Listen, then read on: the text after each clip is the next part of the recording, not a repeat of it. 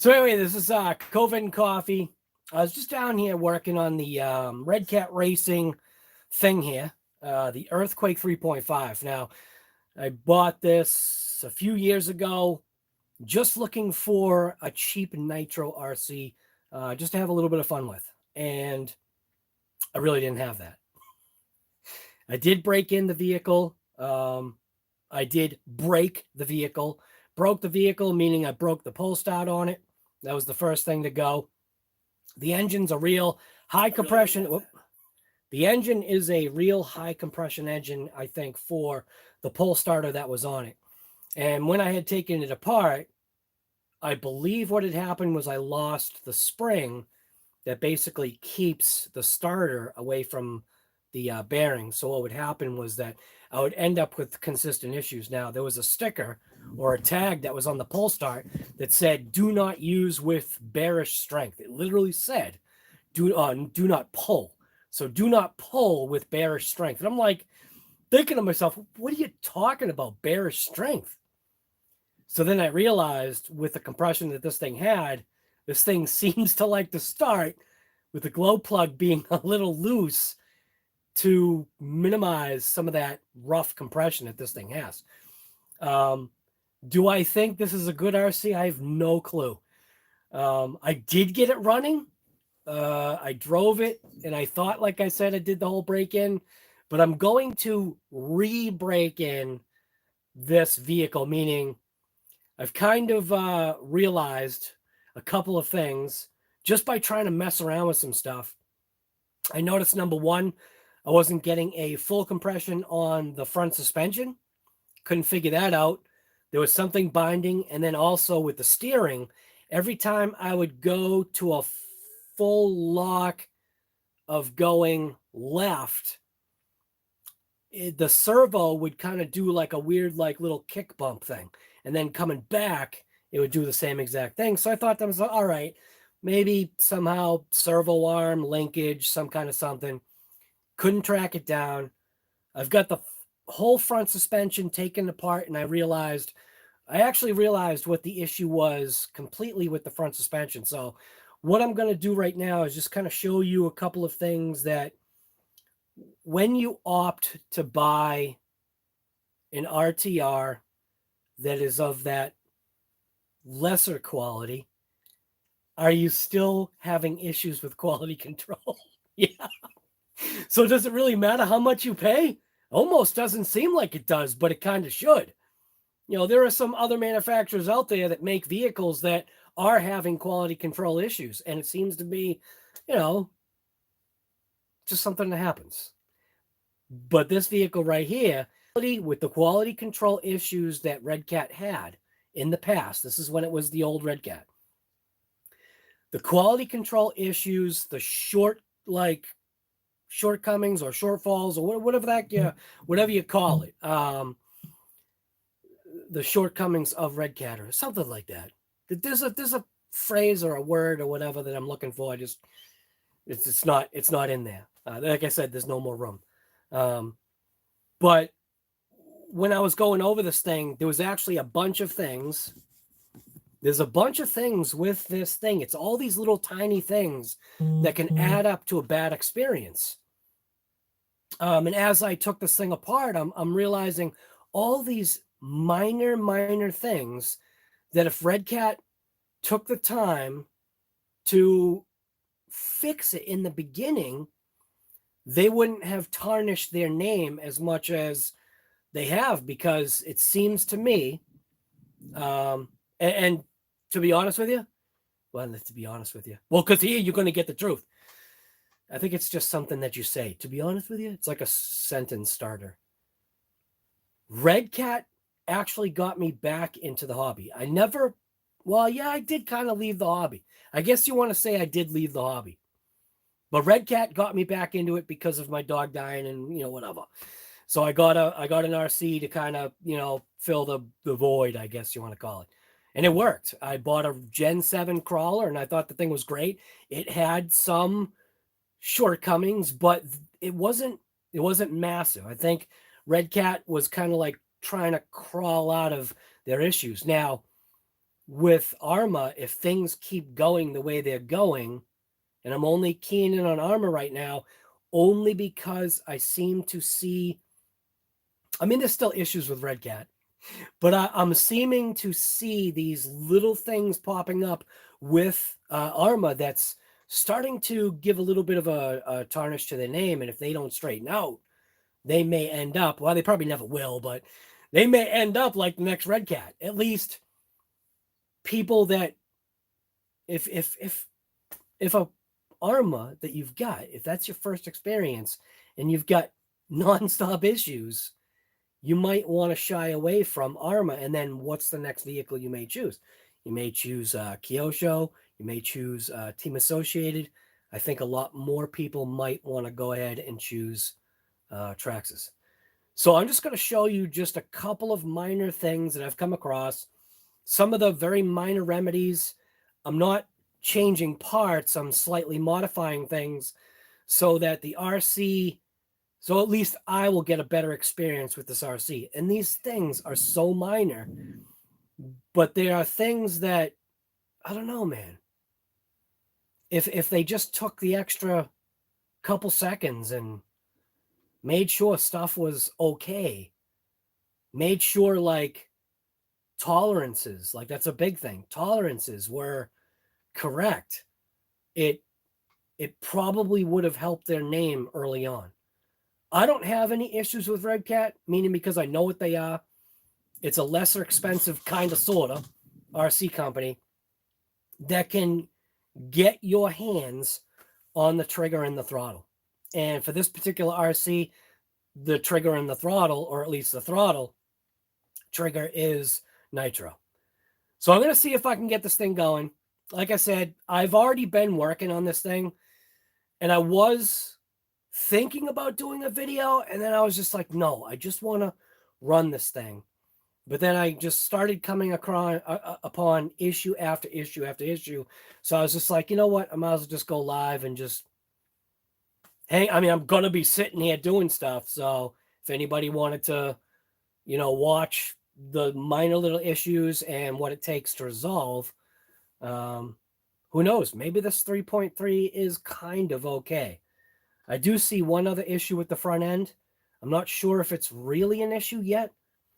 I see where Redcat kind of tried to resolve some of it, but I also don't understand why they went about,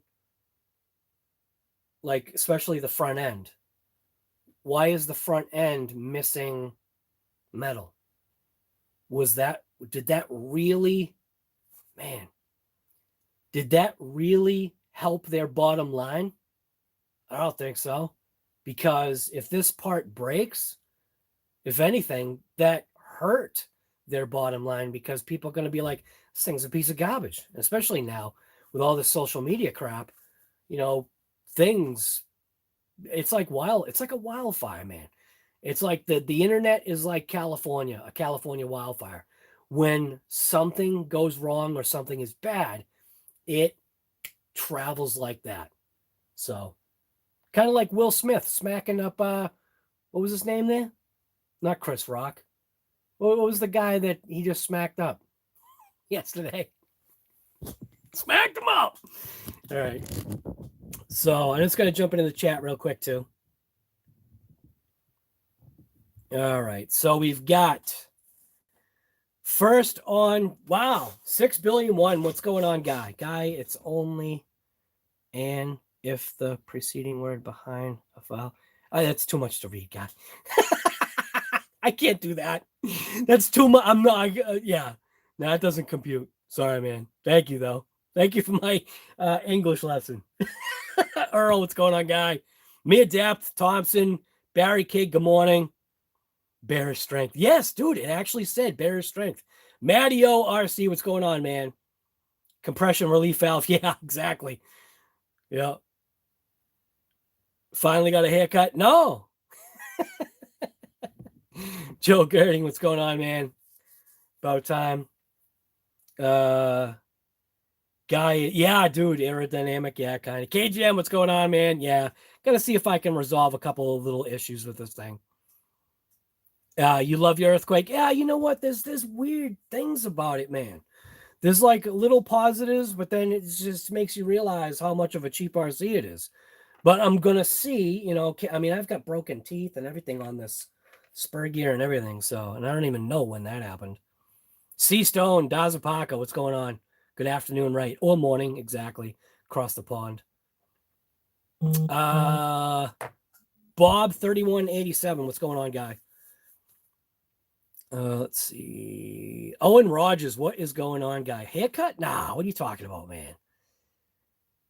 The problem is their only nitro option now is an HSP. Why is she doing that? I gotta find out. I gotta call my wife now.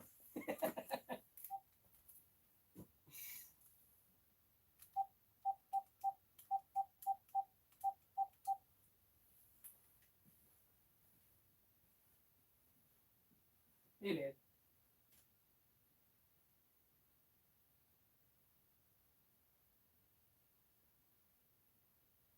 Oh,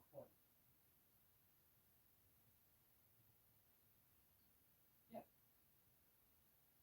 Okay. Yeah. All right. All right, you're welcome. Bye, babe. All right. Well, anyway, where was I? I forget where I was now. Oh, I think I was in chat. So KGM was saying the problem is their only nitro option now is HSP rebrand the Volcano. Yeah. Yep. I honestly, I don't know. I'll just totally 100% agree with you. No, it wasn't Kevin Hart. I forget what the guy's name is. Did I say the right name? I don't even know. It was funny though. That was hilarious. He was laughing. Yeah, exactly. Yes, I saw that. Skip, good morning. Big Head, what's going on, guy? Wally's World, what's going on, man? What's the same plastic front end Redcat put on the shutter? Oh, is it? Yeah, I don't know. John Wick, what's going on, man? You know it well. Wally, yeah. Yes, Frank Noggle, what's going on, man? Yes, exactly. Wally's World. They definitely should have made the chassis go all the way up. So what he's talking about, so on the bottom of this chassis, you can see where they basically just stopped. And it just, I don't know, man. I don't know what they were trying to do here. I mean, how much money did that save them? And then how much did it hurt their name by this piece just snapping off? So, and did I lose the bushing? One, two. Yeah, it's fine. But like I said, I just want to throw this thing together because I never really got this thing going right, and I kind of just gave up on it. There's certain amounts of patience that I just don't have. So, Vince Vargas, what's going on, man? Huckleberry FPV, what's going on, man? Harold, good morning. Chris Rock. So what? Did I say the right name? Did I say the right name? Chris Rock? That's who that is? I can't remember. Yeah, I didn't see the actual thing. It's just obviously it was on the news, and then you go, oh, what the heck happened? So first things first here. I was getting the front end. The front end kept on binding, and you can see right there. See, there's like a little nick right there. So what was happening? I mean, I suppose I could file this down, but I don't want to get rid of the strength. But that nick right there was from this screw right here. Every time it would go into turn, it would bump up, hit, and kind of get stuck. And then when it would come back, it would kind of bump down and go that way. So this is what the side looks like. The screw. So basically what it is it's got a little bushing. I'm going to back out of the volume. Going to back out of the volume here. So it's got like a little bushing here. The bushing's technically too small, and I don't have any other bushings. So the bushing goes through that side right there. So what I'm attempting to do, and this is my hopeful resolve for this, to stop the steering from binding. My hopeful resolve was to basically do this. Kind of step in that piece using my step bit that I've got. Went ahead and threw my step bit on there. And the intention is to just be able to sink this screw into the aluminum. And that way, my thought is, I'm hoping, yeah, see, that should work. I'm hoping what that's going to do is give me the room that I needed. I could be wrong. I could be causing more of an issue. There's just like some oddities, man, about this thing. And I know it's the cheapest. Well, I don't know if it was the cheapest RC, Nitro RC, but it was pretty inexpensive. So I'm hoping that stepping that in a little bit is going to allow that screw to kind of countersink into that aluminum. And I'm hoping what that will do is then allow it to work better. So I'm going to go ahead and I'm just going to drill this out a little bit more. See if that actually worked.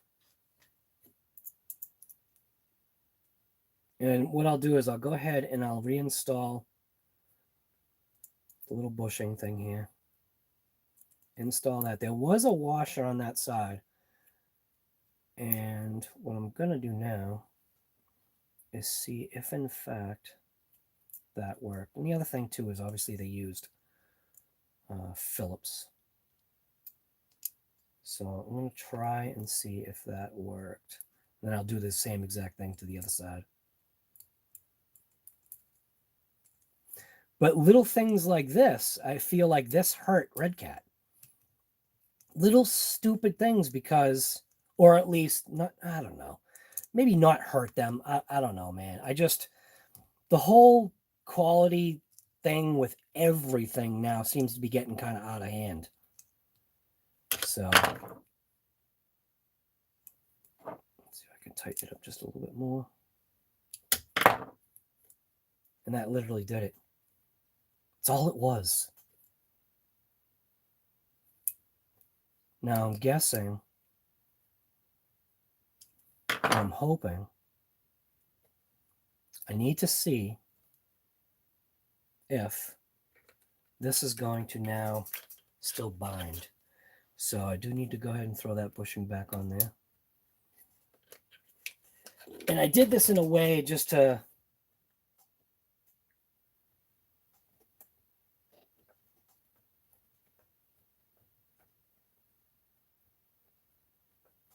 it might be still binding a little bit. Go ahead and throw that bushing up on there. There's another spot that it's grinding on.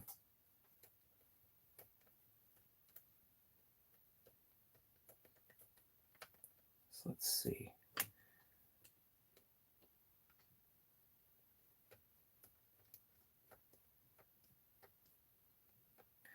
I wonder if I could step it in just a little bit more.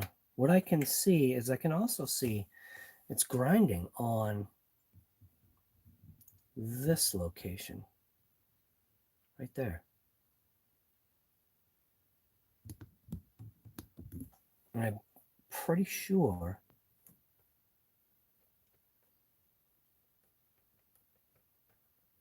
yeah, it's a little bit of a grind there. So I got another thought. What would happen if, come on, get out of there. Come on. That's the other thing too. I didn't want to take this whole thing apart. Just kind of take some of it apart. And now I'm going to fight with trying to get that little bushing. It's my pliers. There they are.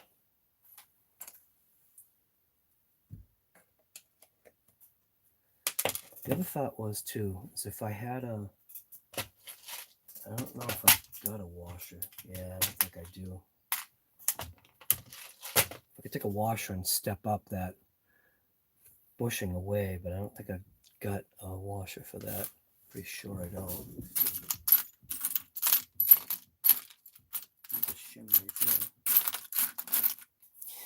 Could just grind away, I guess, a little bit there.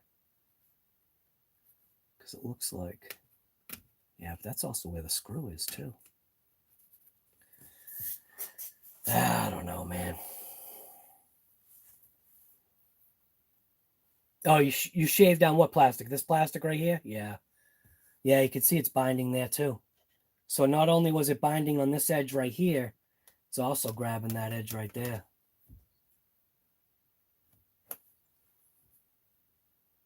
And all it is just that screw, man. I wonder if I can crank this down anymore or if I'm bottomed out now.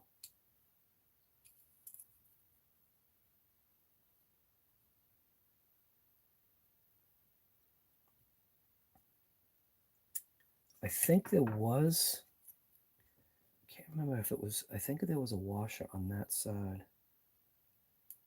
Because I know this washer came from something. There was a washer, I think, on one side of it. It might have been on that side right there. So let's see. Did that really make a difference?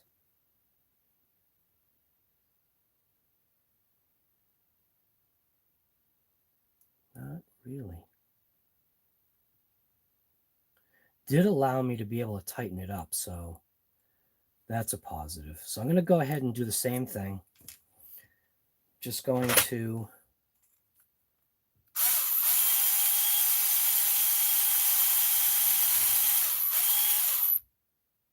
go like that. Let's see.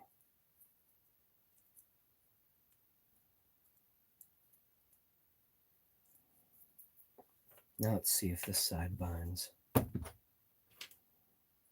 might have to just step it just a little bit more. It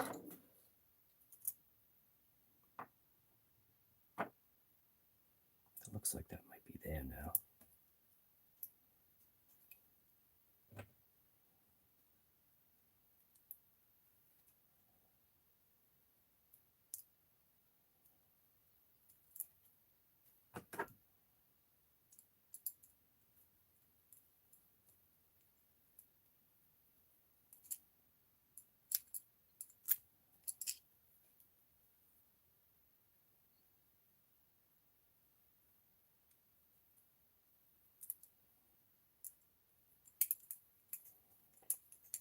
See if that helps. So when I tried to take the slop out of this, it basically locked up the arms. So at least if I do this,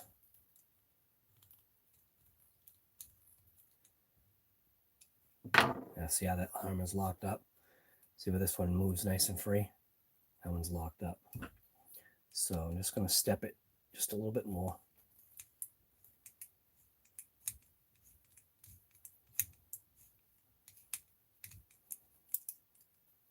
A 6S shredder, that's crazy. That's awesome. The shredder is such an odd vehicle.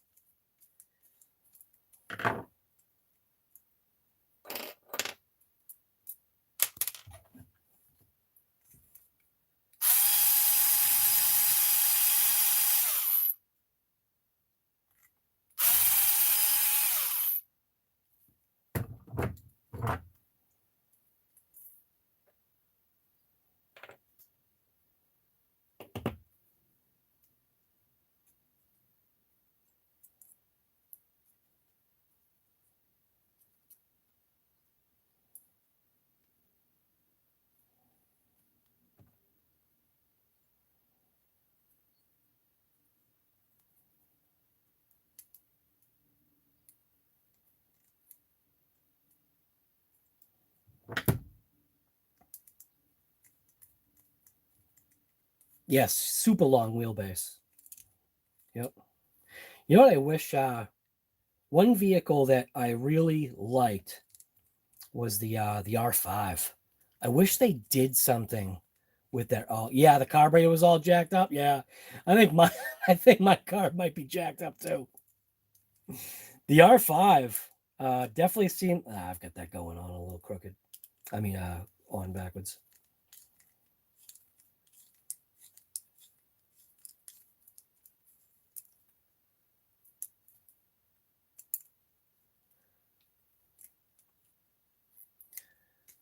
Would bog on 2-speed hit no matter what I did. Yeah, tuned all the needles. Yeah. I'm wondering if that's what happened with me too. Because I remember it being very annoying. But I do think I ended up getting it tuned up fine. So that might be it. There we go. So that's better. But it's still going to bind. So it does look like I am going to have to go ahead and shave down just a little bit of that plastic right there. I'll give it a shot again just to see.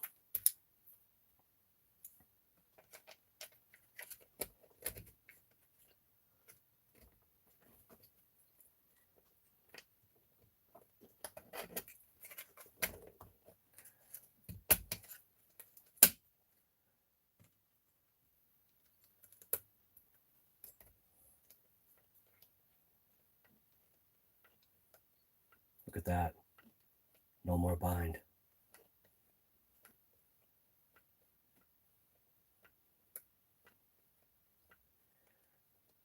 I think I'm going to try that.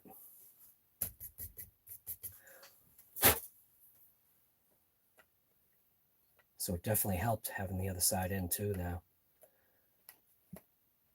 All right, cool. No more binding. I'm just going to stick with it. Hopefully I've got that aluminum plate going on the right way. We're going to find out. I can't remember if that aluminum plate was that way or the other way. Literally could have been the other way. Meaning it could have been flipped this way so that the thing was forward. Seeing the steering is held back, it's probably right. All right, I'm just going to stick with it.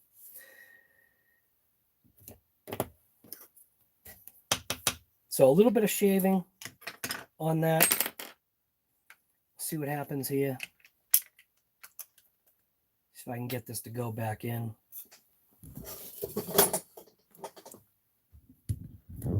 Boy, the stream is wicked stuttery.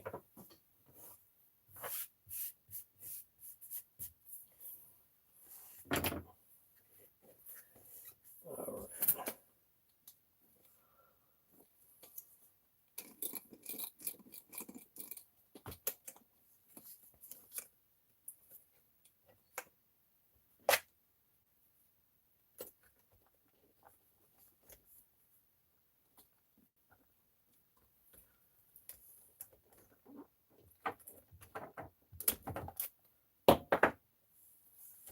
Yep, looks like I had it going the right way, I believe.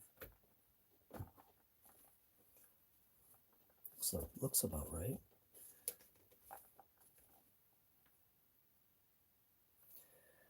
Let's see what the underneath is looking like.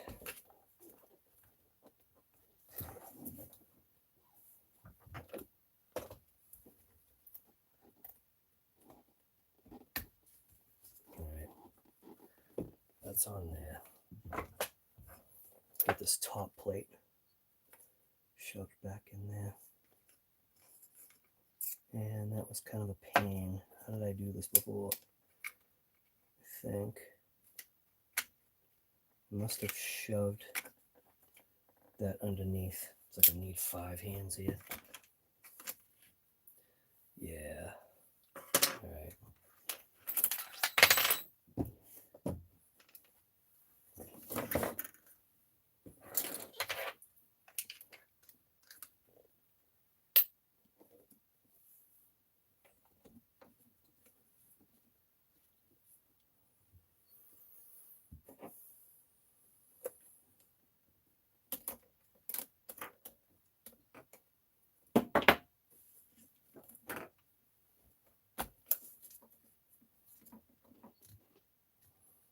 Should do.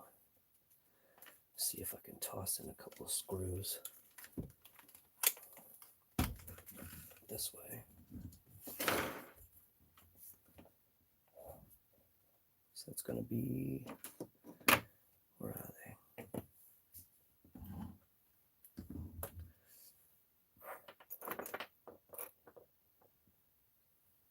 did I do with the screws? Uh-oh. There we go.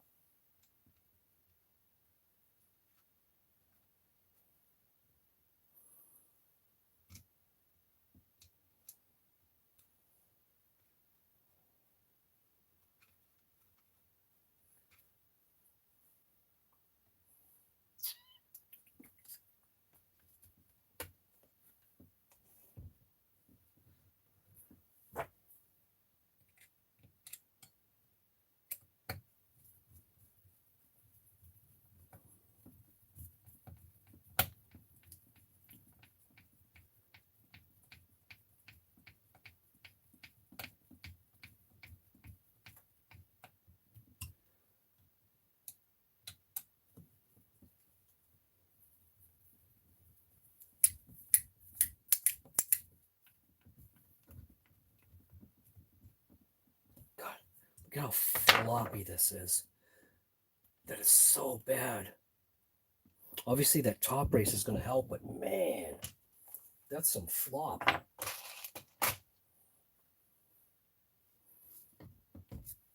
Gotta be careful I don't break the thing just putting it together.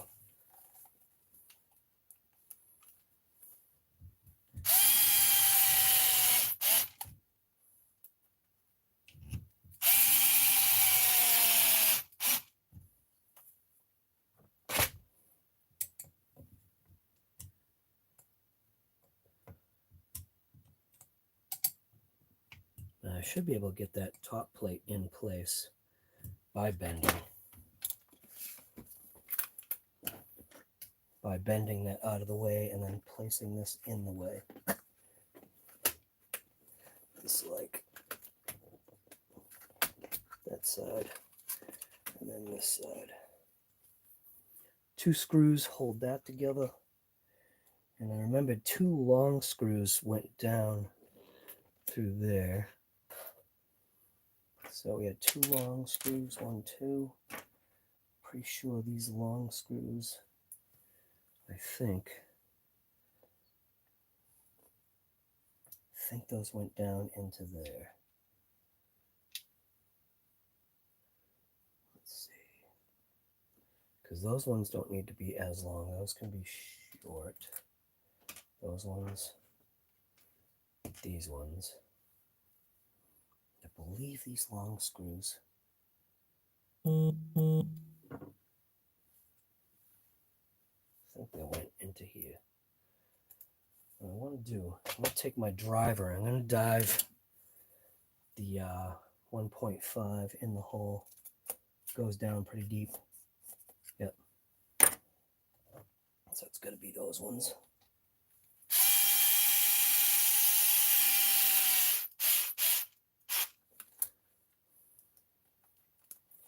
Boy, the stream is terrible.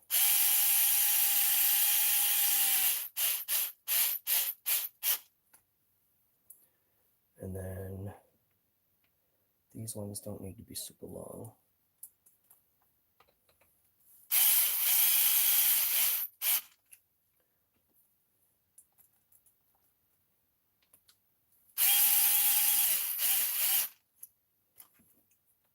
And these 2 are joining the brace and the chassis and the top plate.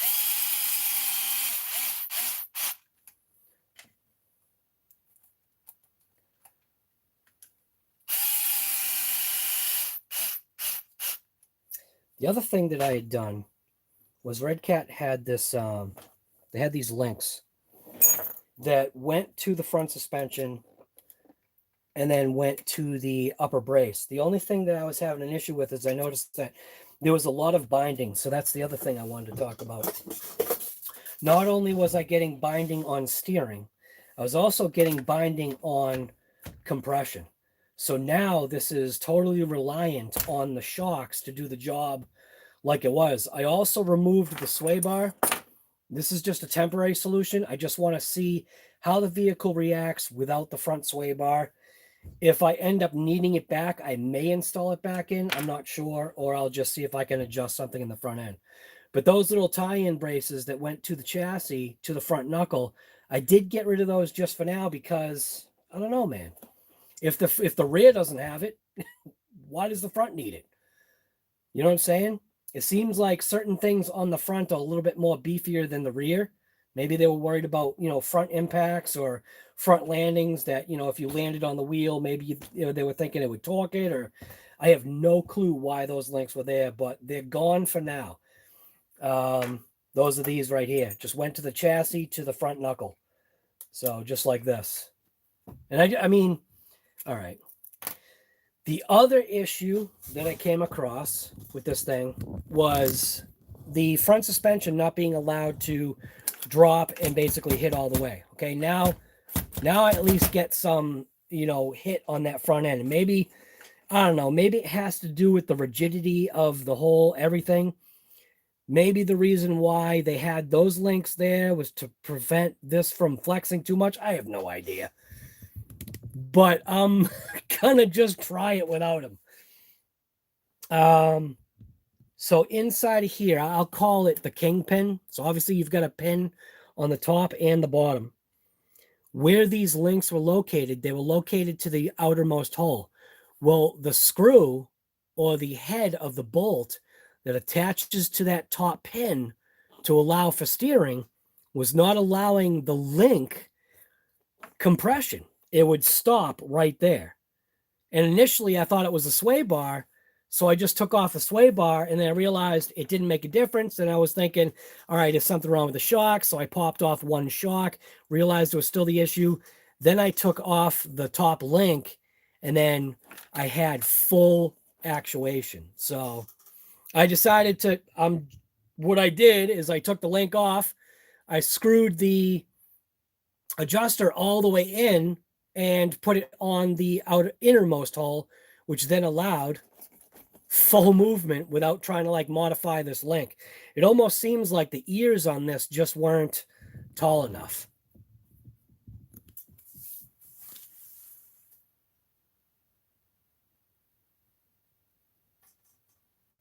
It was 80 degrees in Colorado, Ray. Holy smokes.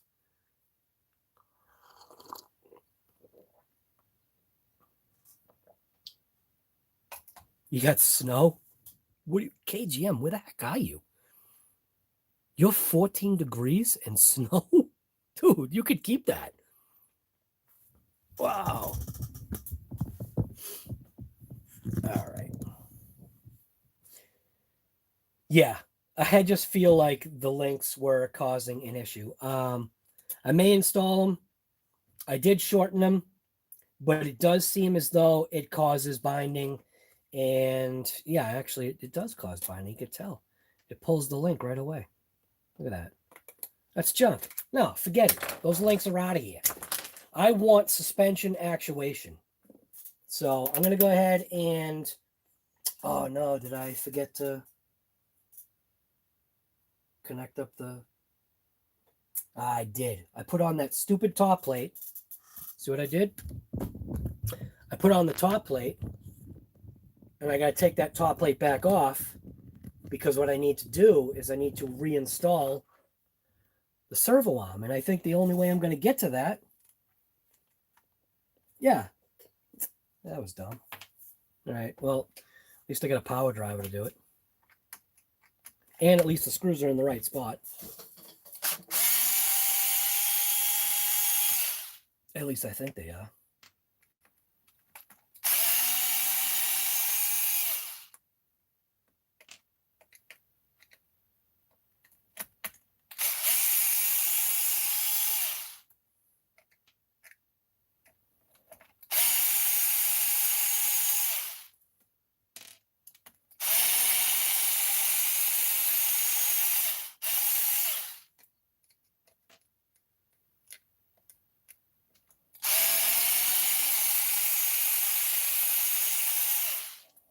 Try this again. Flex this out of the way. Don't break it. See what I did is I forgot to put that back on. So that's kind of funky the way this was. Up on the top. Let's see if I can get that in there. Here we go. Now I was on the innermost hole, so that also means I need the screw for that. I think they were using this one. I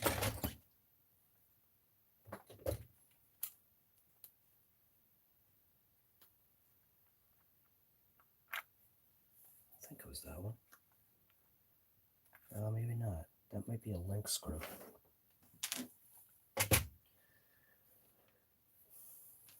Although it is long enough, though. Am I missing a long screw here somewhere? So 1, 2. I think I'm just going to go with it.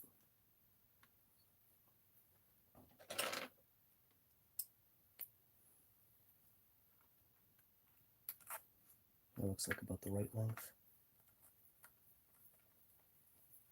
Yeah, that's the right one. Good enough, I think.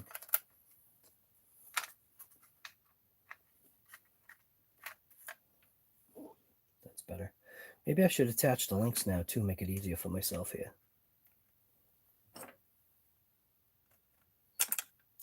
Now these should probably be Loctited. So I'm going to go ahead and throw a little dab of Loctite on there.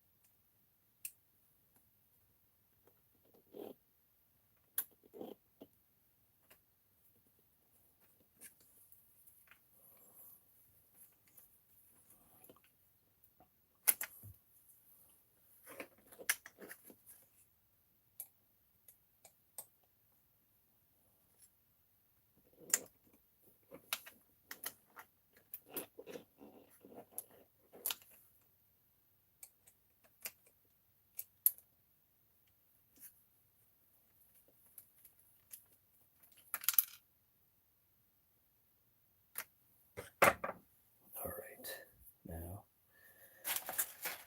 grab the bushing I just popped off, put that back in place. And what I should do though, before I do this, what I should do is I should throw a little bit of oil on there, because that's what I want to do. So I'm going to take a little bit of my 20 weight shock oil and just put a dab in there. Same thing here. Put it on the driver. Just put a dab in there. Should migrate down, I hope.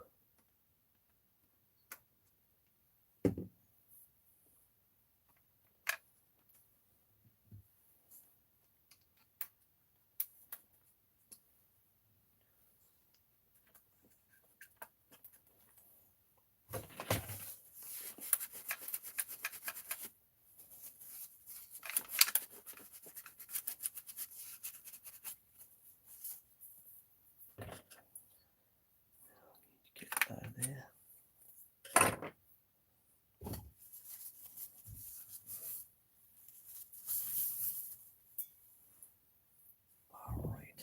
Get this little top plate put back on here.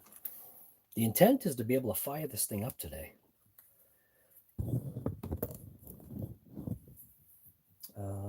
Plate. And there are screws that I didn't put in there. So let's see. Can I get this to go in there?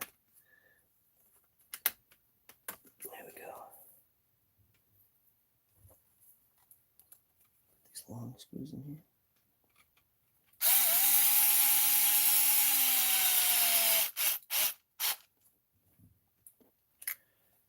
Woods Unknown, New Brunswick. What's going on, man?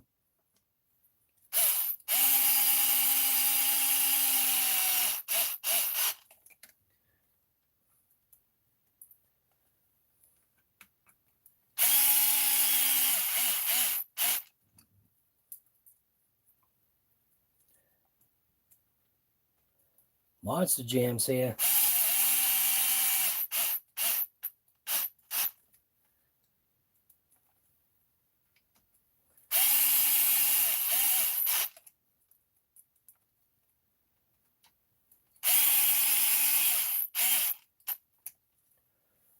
Two more screws.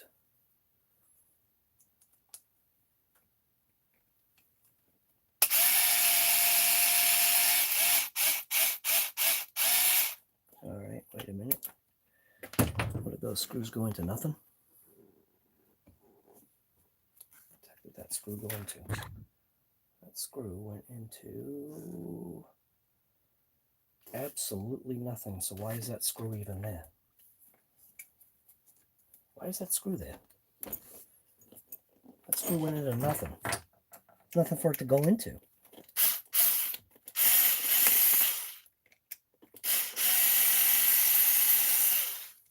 So I don't think it went into anything.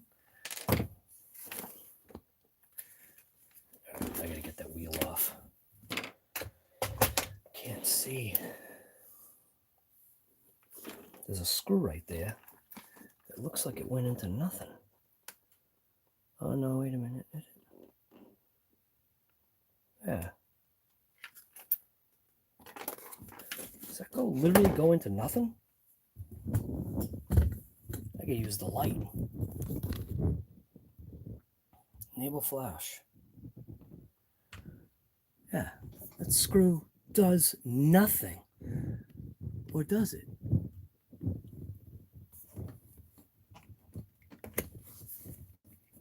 Yeah, that screw does nothing? Wait a minute, wait a minute. No, maybe it does. God, I can't tell. What does that screw do? Yeah, wait a minute. Is that part of the plate? I can't tell if that's part of the plate or not. Wouldn't make any sense. If that screw really did nothing. Come on. Where are we? Right there. What does that screw do right there? Is that separate? Ah, it is separate. All right. Gotta say, screw literally did nothing. So it does something.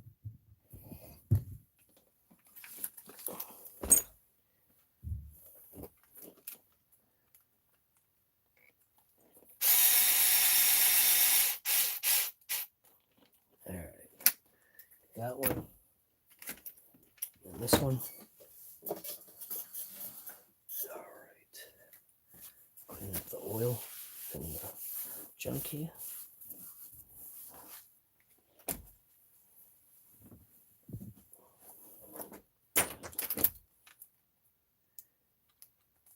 It's for the links I deleted, right? No.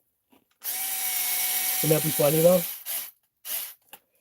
It looks like it ties into that the front gearbox. But these two screws right here, yeah, those are nothing. Those are these screws right here. These ones. Those links are dumb. All right. So now I just want to make sure that this thing, look at that, no more binding. I think. Don't even tell me I'm still getting bind, am I? Can't tell if it's binding or if that is in the way.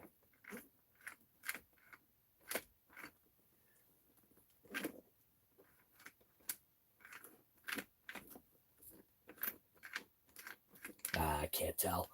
I'm just going with it. Done with this Redcat.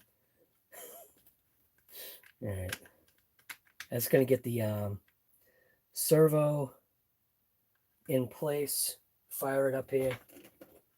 I also put a piece of tape across those lights because those lights are so blinding, especially that green one. Now it's not blinding. Blinding. All right.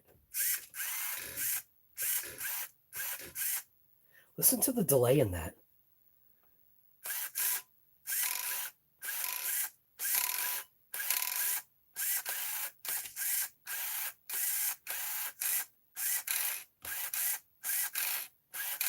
Boy, it seems like such a massive delay.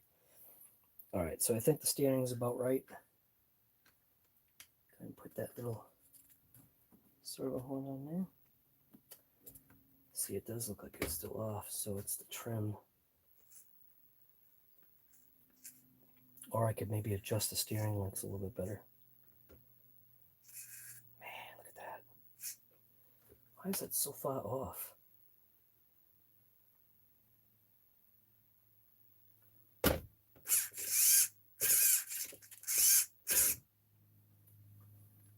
I feel like it's way off. That's what it is. All right, I'm just going with it. Don't have the patience. I just want to get out there and fire this thing up and rip it.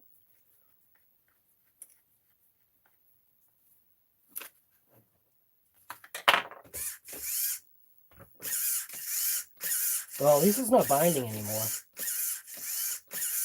The binding is definitely gone.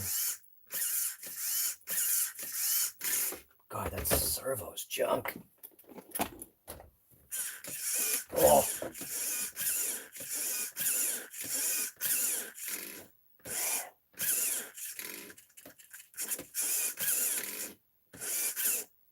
All right.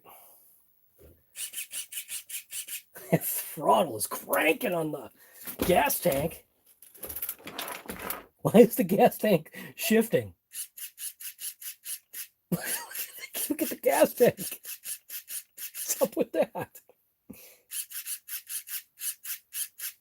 Holy crap. The hose was literally in the way. All right. I'm going to try a little bit of a reroute here. I don't like how that's going.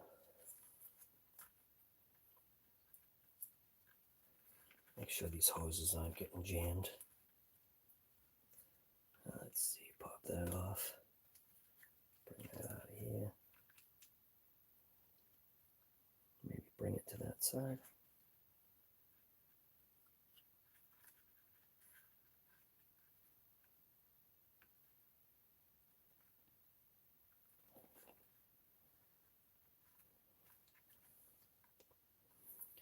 Bring this to this side.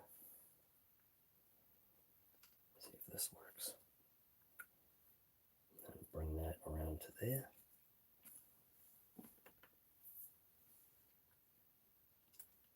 I don't know if I like that.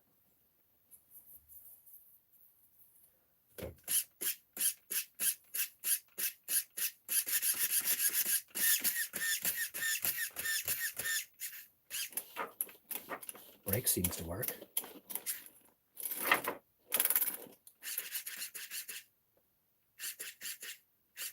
Boy, I probably could have stole the bellows from this.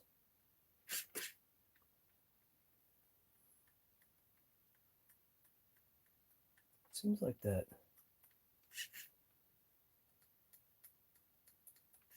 Seems like that throttle is sticking.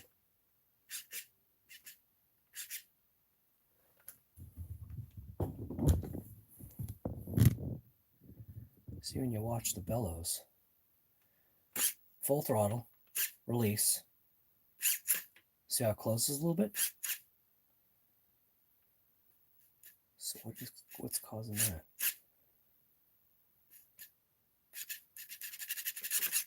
I don't know. You should just fire it up and just rip it and see what happens.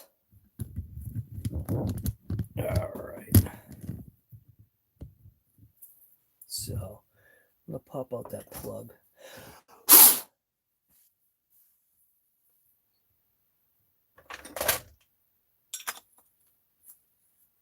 Oh, it was already loose. Oh, that's awesome. That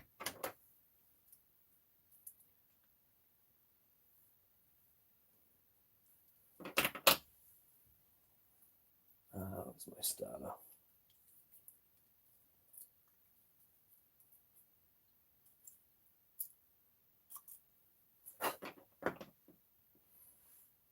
All right, so now what I need to do, I need to put on the pole stop. And to do that is going to be, I think, a little bit of a pain in the neck here. So, take off this wheel. I'm going to try to do it without taking the motor off. If I take this suspension and get the suspension out of here, I might be able to do it that way. Just get stuff out of my way.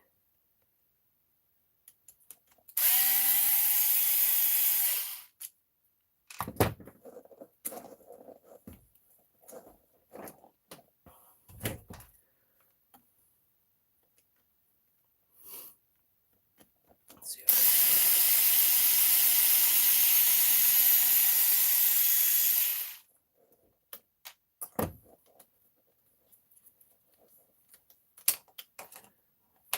Looks like it gave me the access I think I need.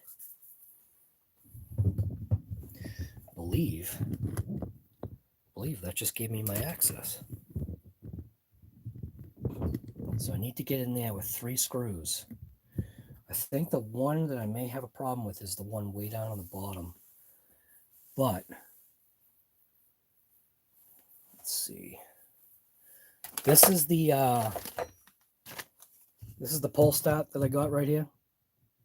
Dynamite. It says it was supposed to go for this thing, so I'm gonna find out.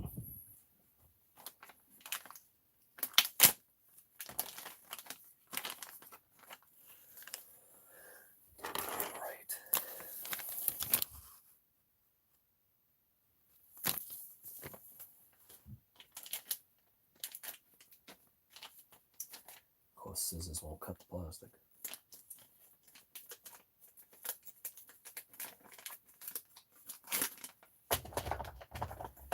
So this little pull stop came with the spring that I believe I lost. It came with 3 brand new screws.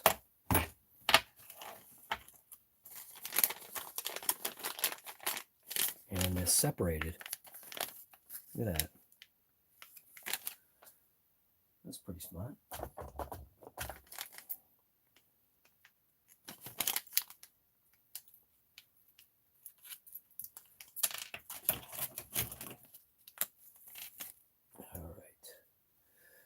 Now,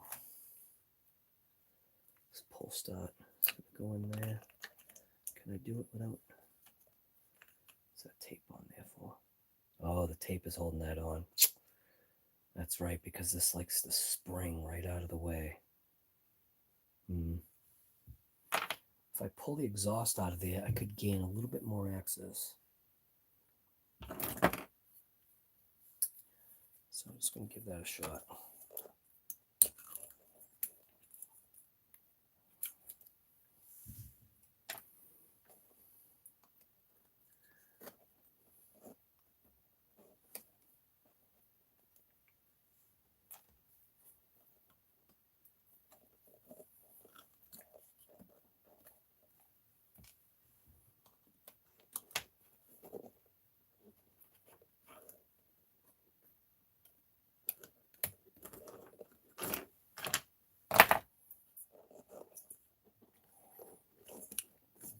Just pull this right up.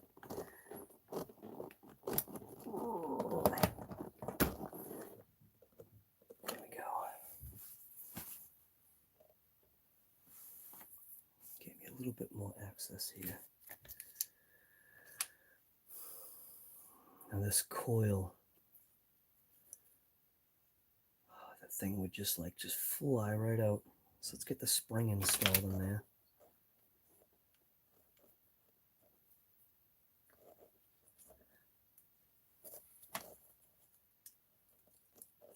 Oh man, That's going to be hairy.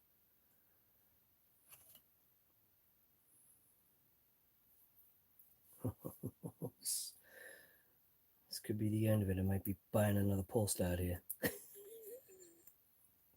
That spring just lets go.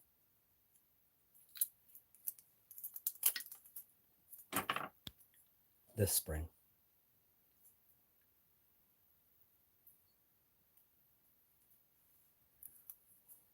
All right. Let's see. Let's see. Can I get that in there?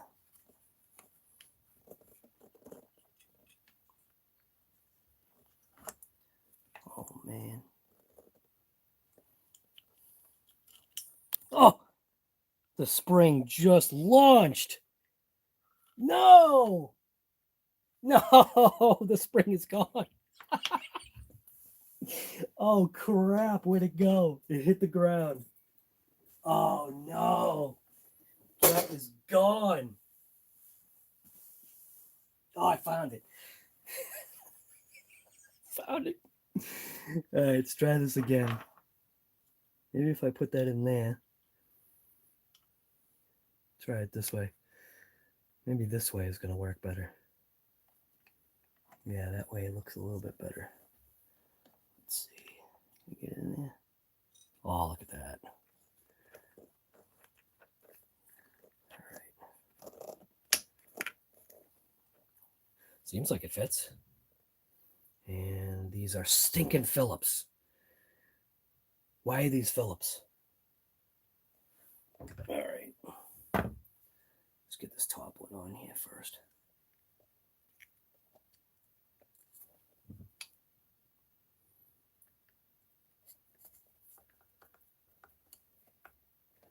Come on. Get in there. I think I need a longer screwdriver. All right. Yeah, I think I need a longer screwdriver in order to get in there. I don't think I'm going to be able to get that. If I go in from underneath, move the arm up. Can I get in there? Maybe. Go this way. Boy, that's tight. Holy moly.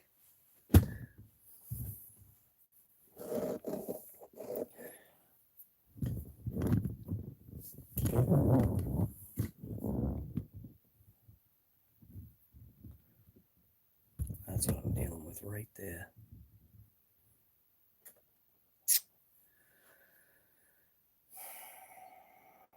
The skid plate thing is out of the way. Man. Crap. Am I going to get this in there?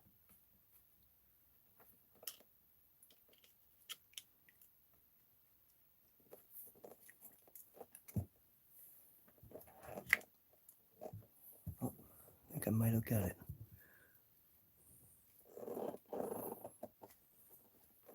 Oh, it's threading in. No way. I think I got it. Oh, maybe not. Seems like it might be turned a little bit. Yeah, it is. Dang it.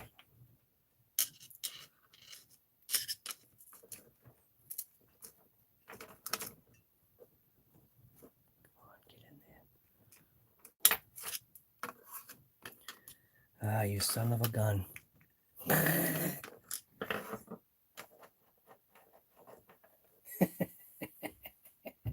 Sometimes taking apart things the right way is the better way.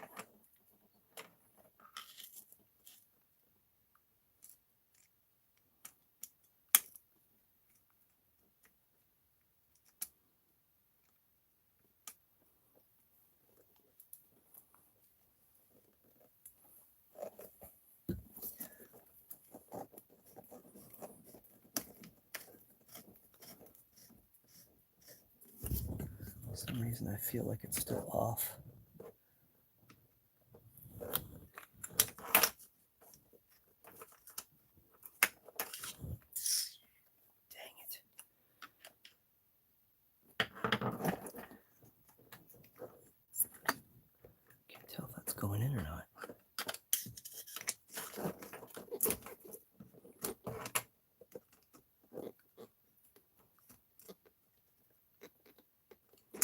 Come on.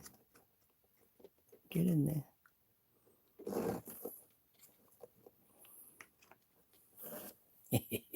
Yeah.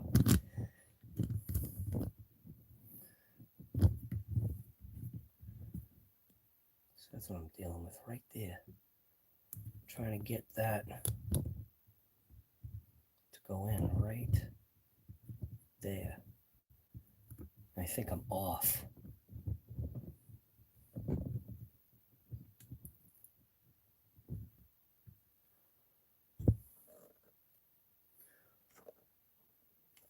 Yeah, I think it's off.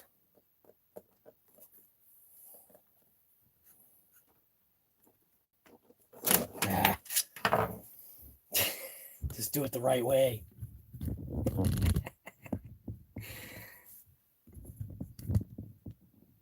Nah, it's all good, man.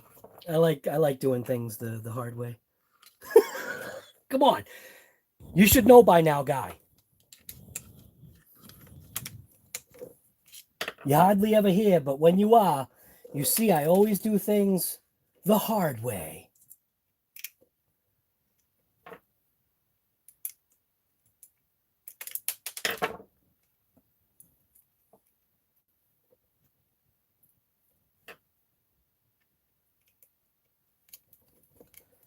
All right.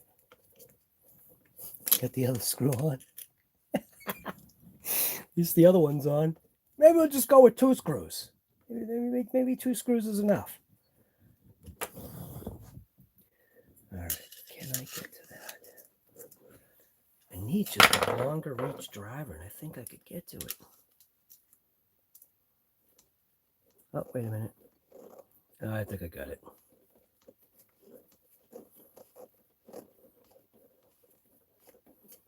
There it is.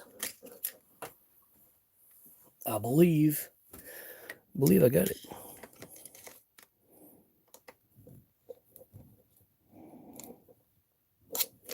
Perfect. Good enough.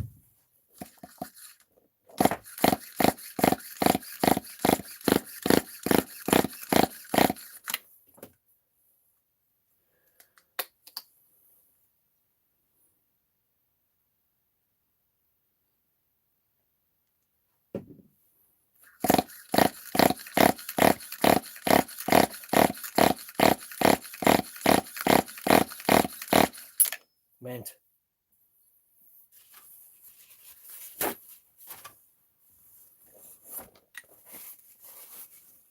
All right.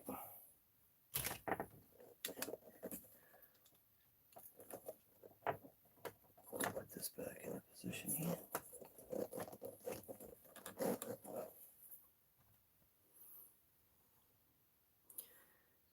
And get that spring right in there.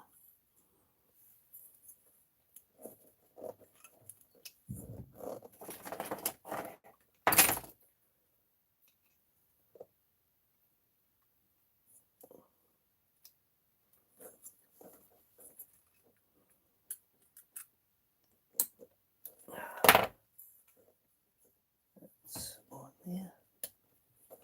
Mint. Now that little bottom spring, that's the one that's probably going to give me a real hard time. So there's one bottom spring that might give me a little bit of difficulty right there because it's up against the block. So let's see if I can scoot that in there somehow.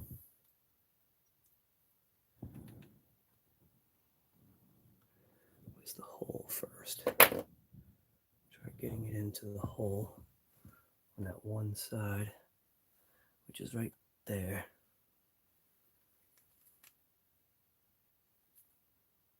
There we go.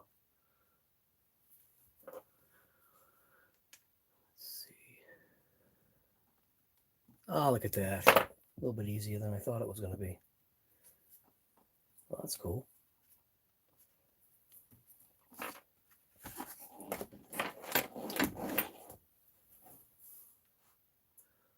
To Same thing.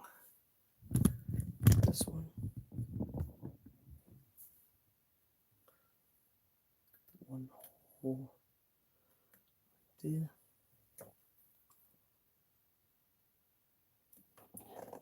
And bing. I thought it was, maybe it was this one that I have a hard time with. I think it was maybe the bottom one. I don't know. Maybe it's this one.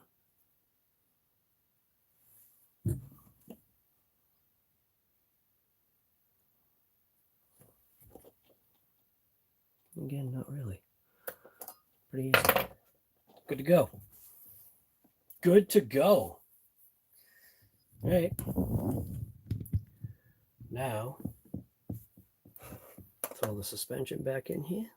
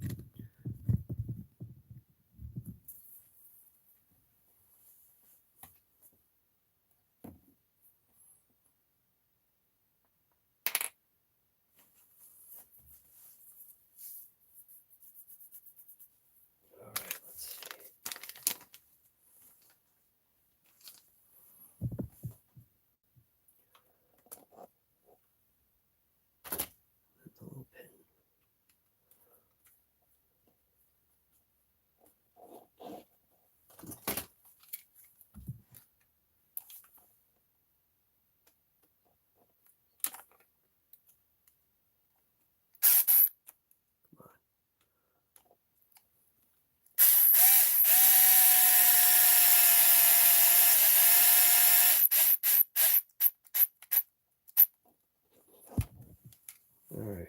I think that was all I took apart, right? Yeah. This pull start definitely seems like it's actually better than the original. The original pull start was really weak.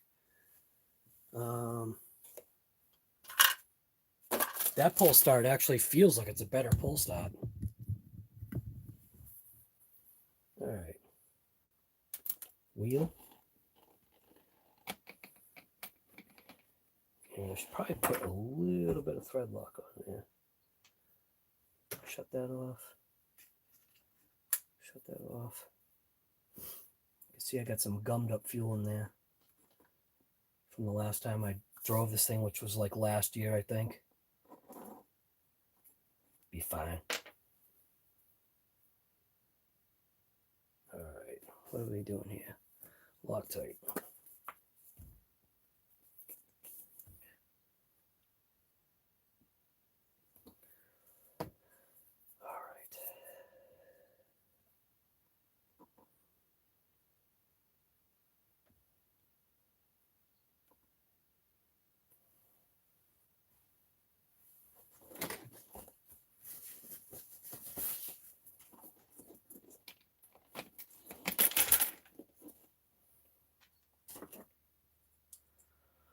Can get to the shock. What am I doing? Putting the stupid nut in the glow driver, the glow plug thing. What the heck?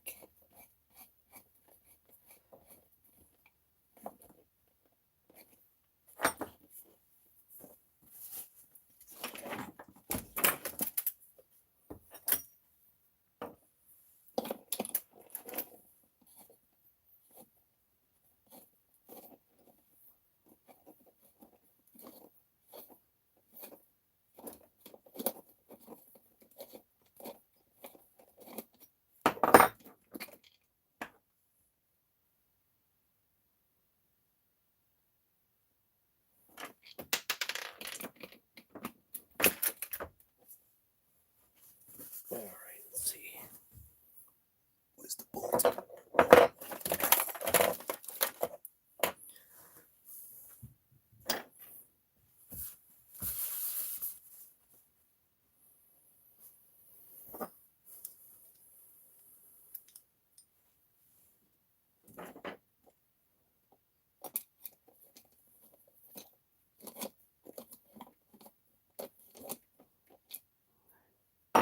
Mess that up. Yep.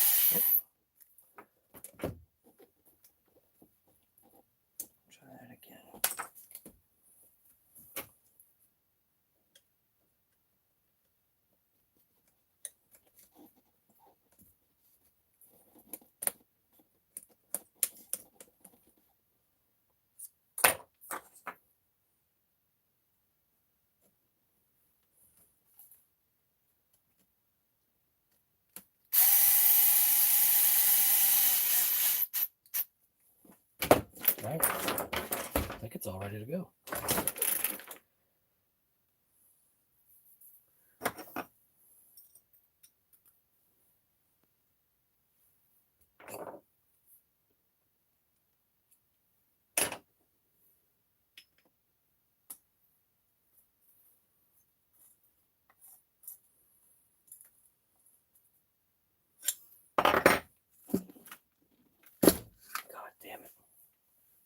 All right, so this one I think I'm going to heat up to start it up. So I'm going to reposition things outside. See if I can actually get this thing fired up. I'll bring out my Hero screwdriver. And can I reach that? I think. Yeah, we'll see. I'm just going to throw fuel in it. Let's see what happens. What I should do, I should just put the crap fuel in it. Why not? Can I get fuel in it without spilling it everywhere? That's a good question.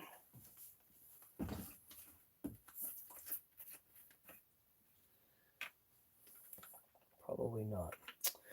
Damn it, where the heck is my fuel thing?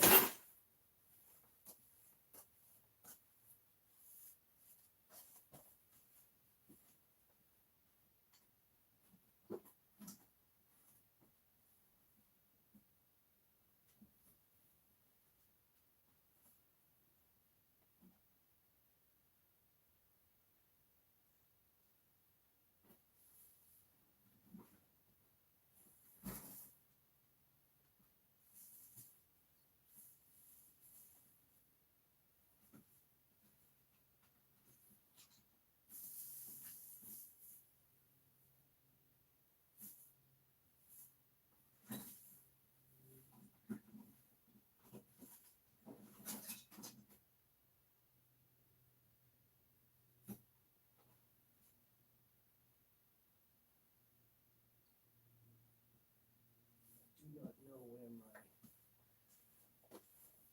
nitro bottle thing is.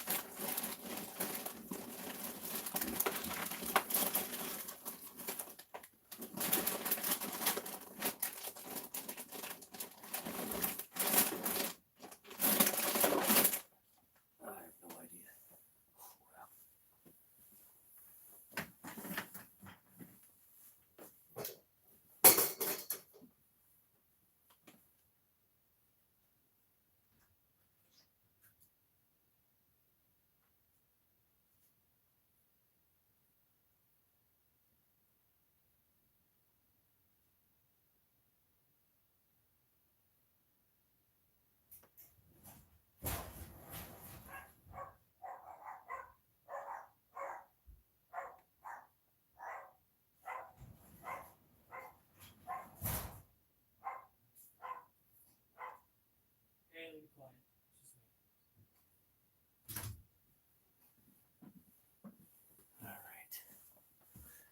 Got this funnel. I'm just gonna clean it up a little bit. It's kind of nasty.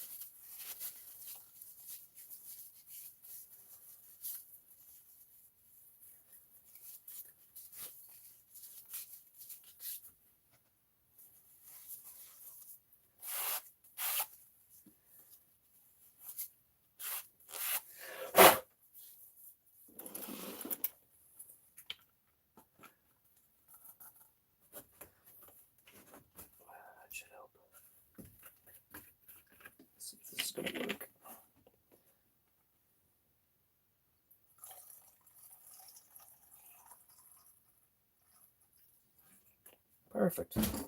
Spill it everywhere.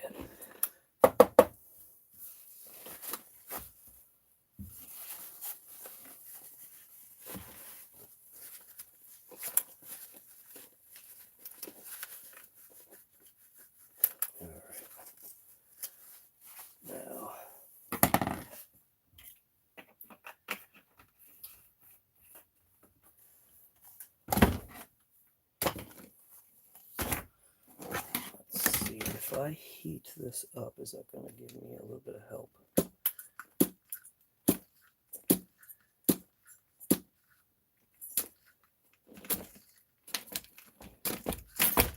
God damn it, that thing.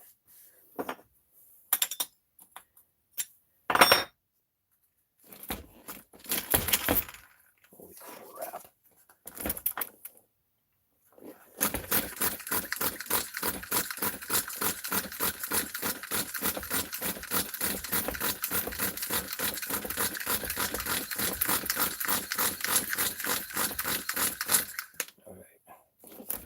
If I heat it up a little bit, if it will help me. Help me.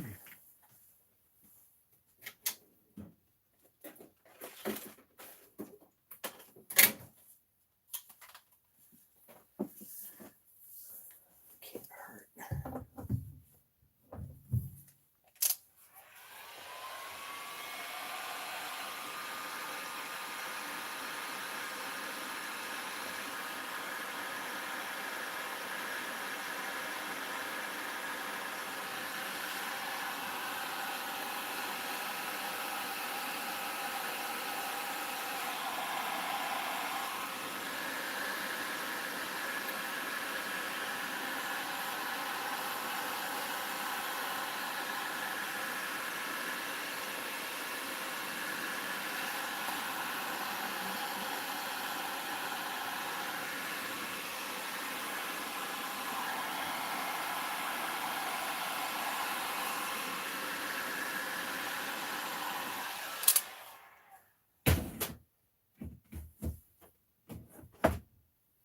Room here.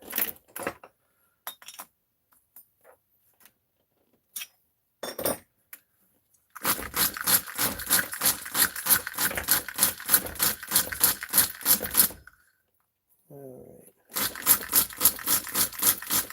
Not sucking any fuel, so let's see.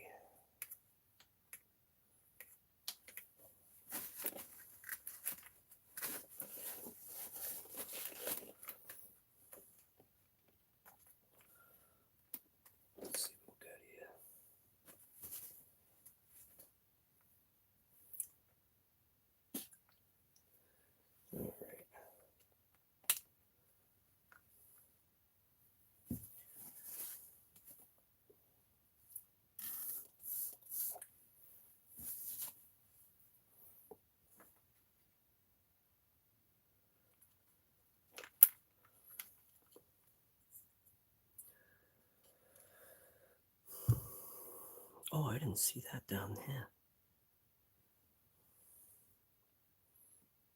What the heck is that?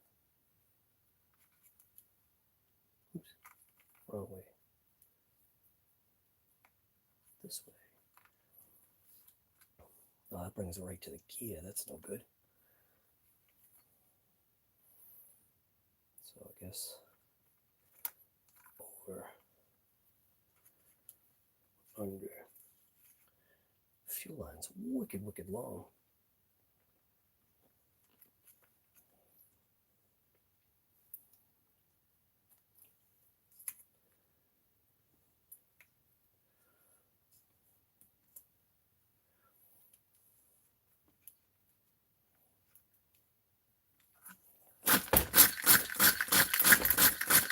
Oh, what the heck? Is that got a fuel leak?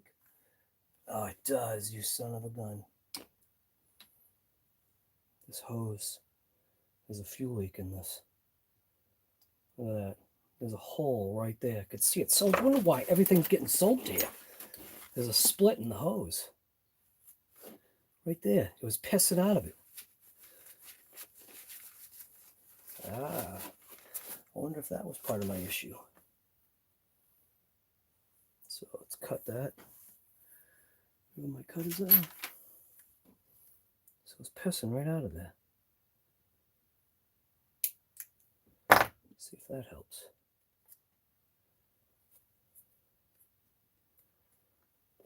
It's a small little stream. I thought it was like a string. Is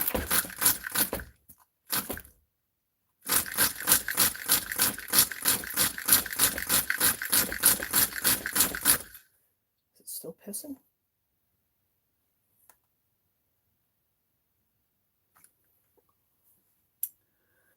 Wait a minute. Boy, I wonder if that's somehow blocked. Oh, that would suck. It looks like there's fuel getting through it.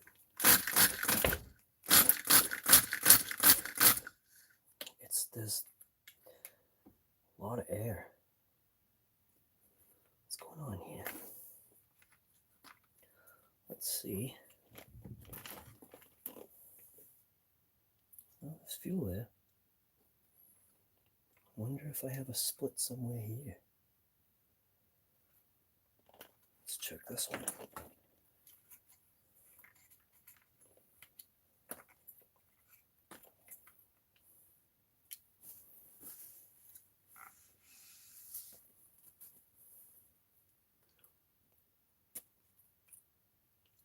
No, that seems fine.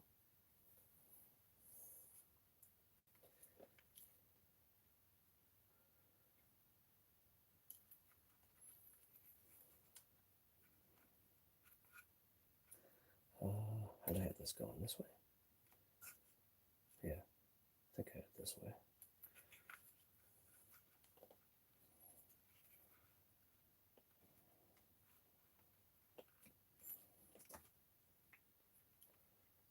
God damn it.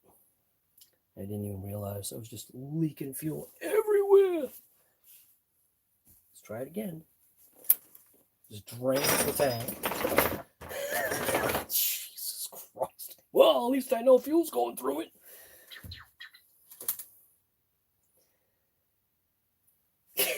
I'll try it again. Nothing like wasting fuel. Holy crap.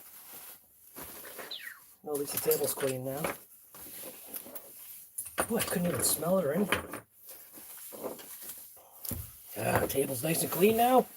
Beautiful.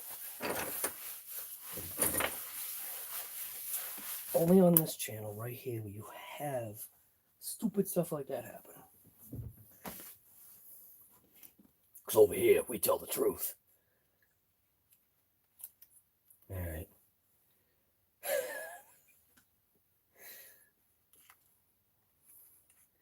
Let's try this again. I should let gravity work again. Holy crap. Oh, man. I think I'll let gravity work again. Come on. Start your little siphon. There we go. Let the fuel come right to the end. Pinch it off. Try it again.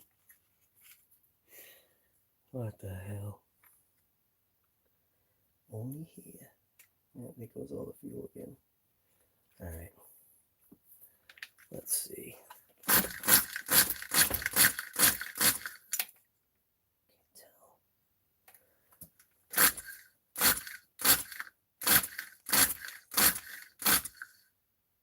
Looks like there's fuel in it now. All right. So there's fuel in that line now. I think it was just too clear. I couldn't see it. Maybe the line's too yellow. I don't know. I think it's ready to go. I should just put a little bit more fuel in there, but yeah, I think that's what I'll do. I'll put a little bit more fuel in there now that the table's nice and clean. Ooh, what is that? Don't want that junk in there.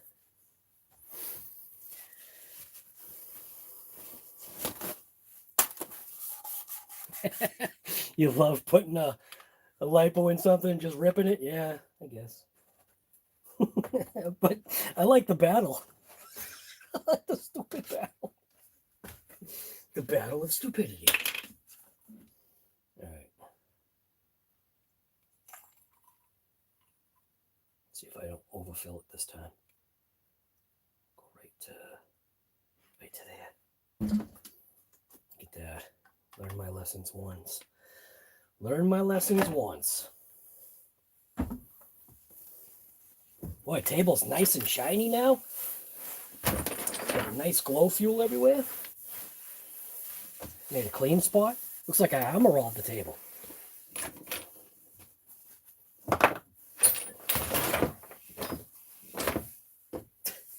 Whatever. All right, so I got my little glow thing here. Glow igniter. I'm thinking I'm all set. So I'm gonna take this S show outside. See what the battery's looking like on this thing. 100%. Bring out the transmitter, bring out my screwdriver. Make sure that this one can actually reach here. And yes, okay. Let's see what happens. The earthquake. Should I put that on? Yeah, I think I'll put that little cover on. Might as well.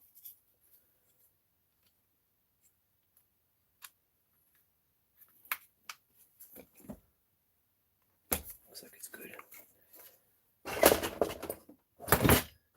There's supposed to be a little clip for that. What do I do with that?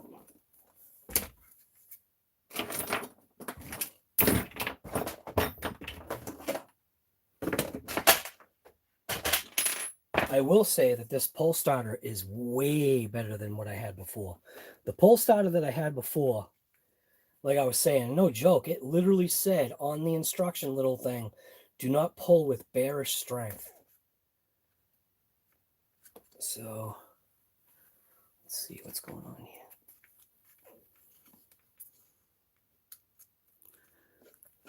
Oh, come on. Kidding me?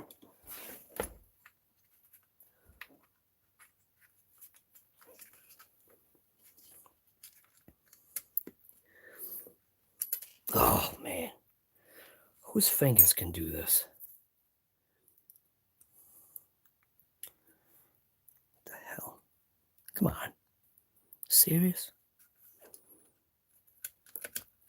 There we go. All right. Contact. Power.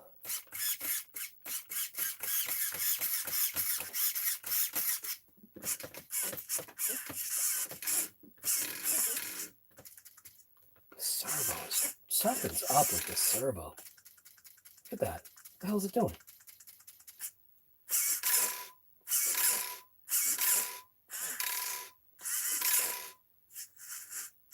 That was weird.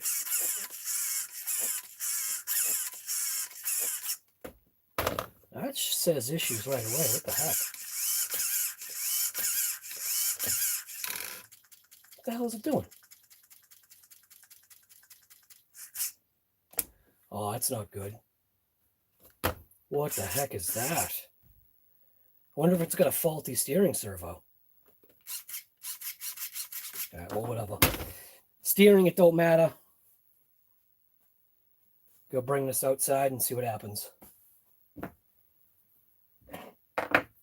It's cold out, too. Should I heat that up? I'll just heat it up just in case.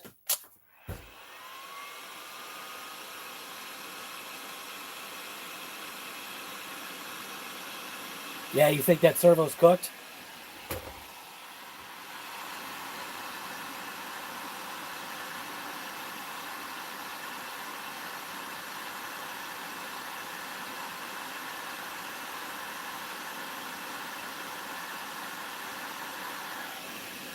Video? No, I'm just gonna try and start it now, see what happens.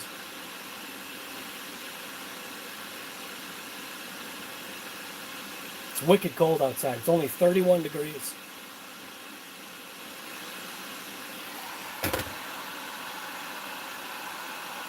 So even heating this up is probably a waste of time.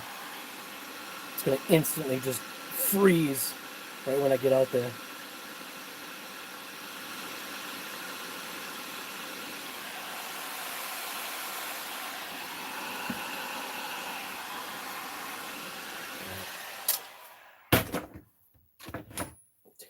Let's see what happens.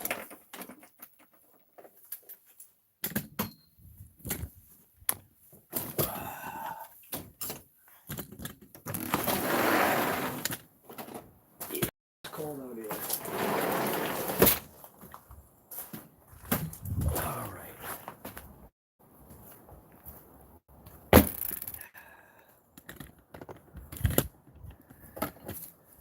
Well, let's see what happens here.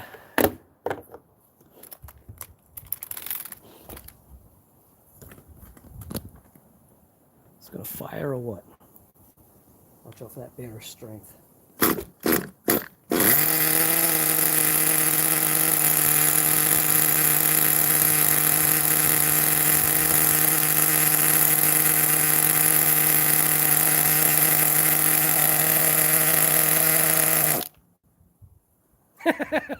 All right, we're running.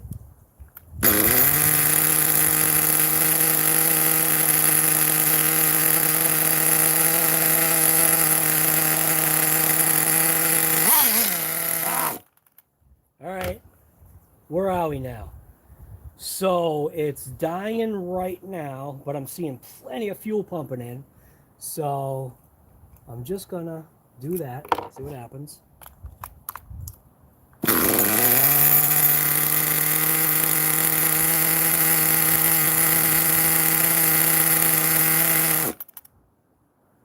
All right, so is it flooding out? So I have no idea what these needles are all adjusted to, so let's see.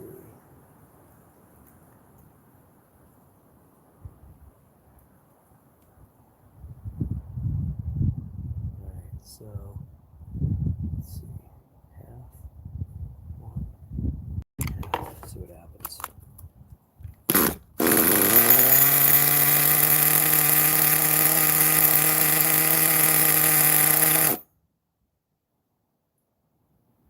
So why is it doing that?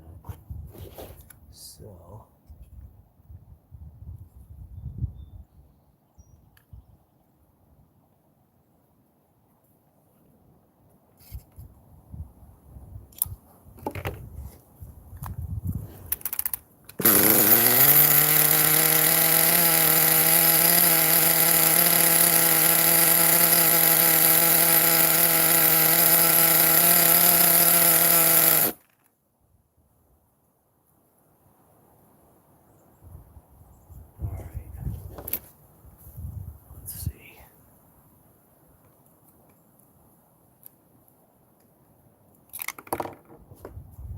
maybe it's not getting enough.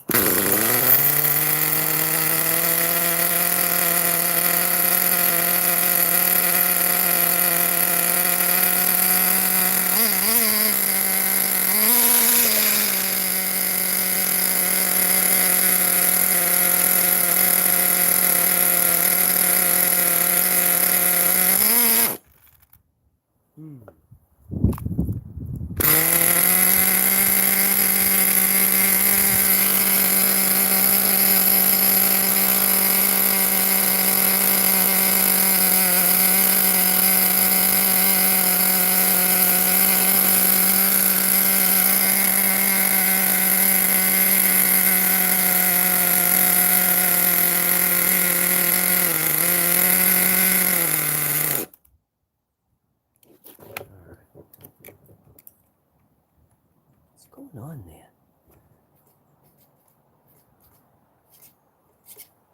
Is this actually off? Throttle trim.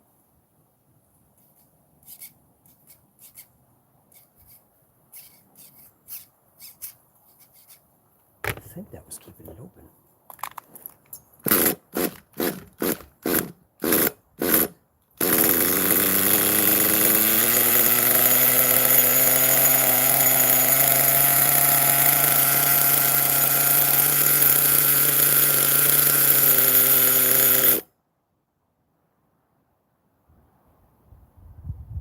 So that happens. Turn that in just a touch.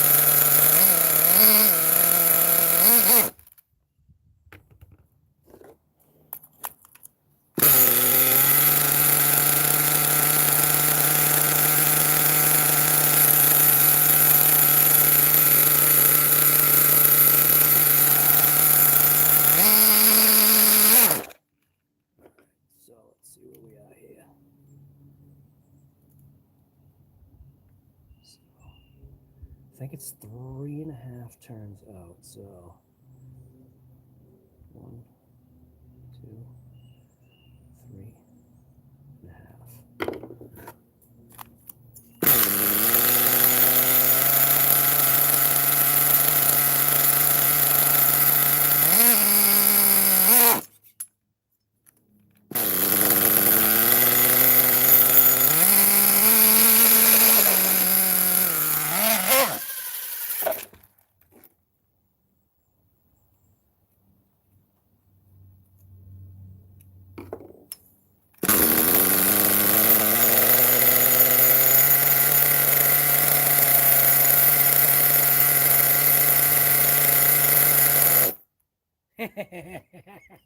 Come on!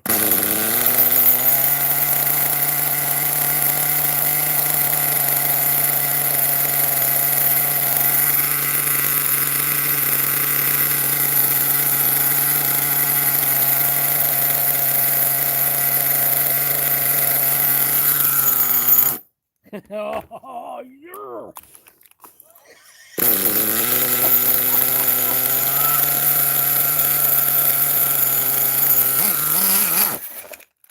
Alright, so am I flooding it now? Let's go. A whole half in. I feel like now I'm flooding it.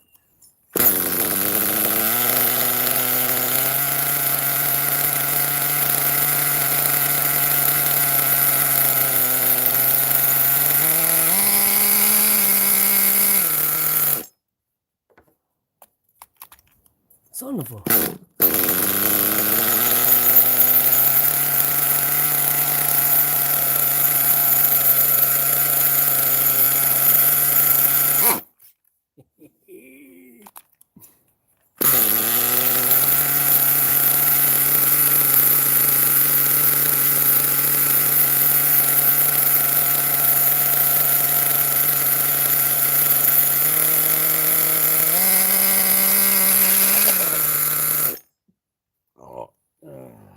Try again.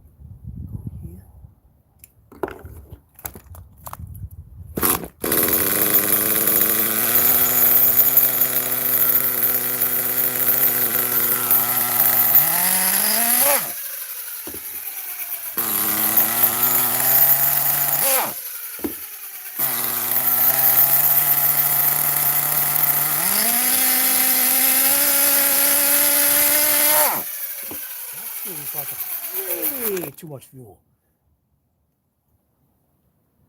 What the hell?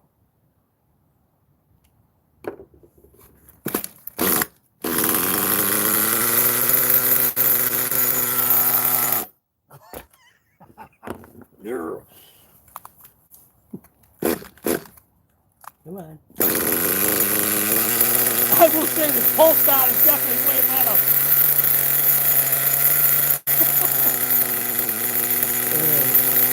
Blast off.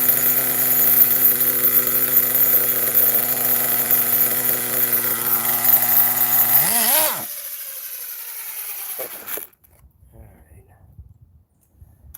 Still think it's too much.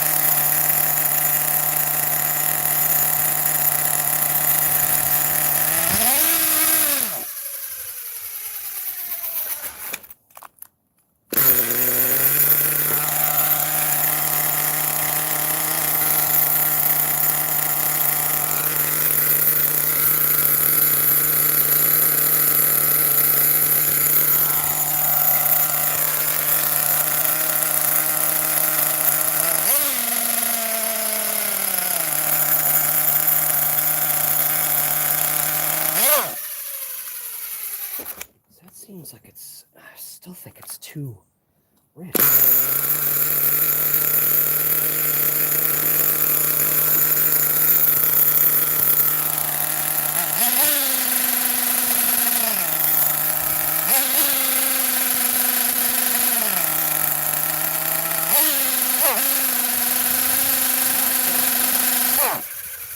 says it's not.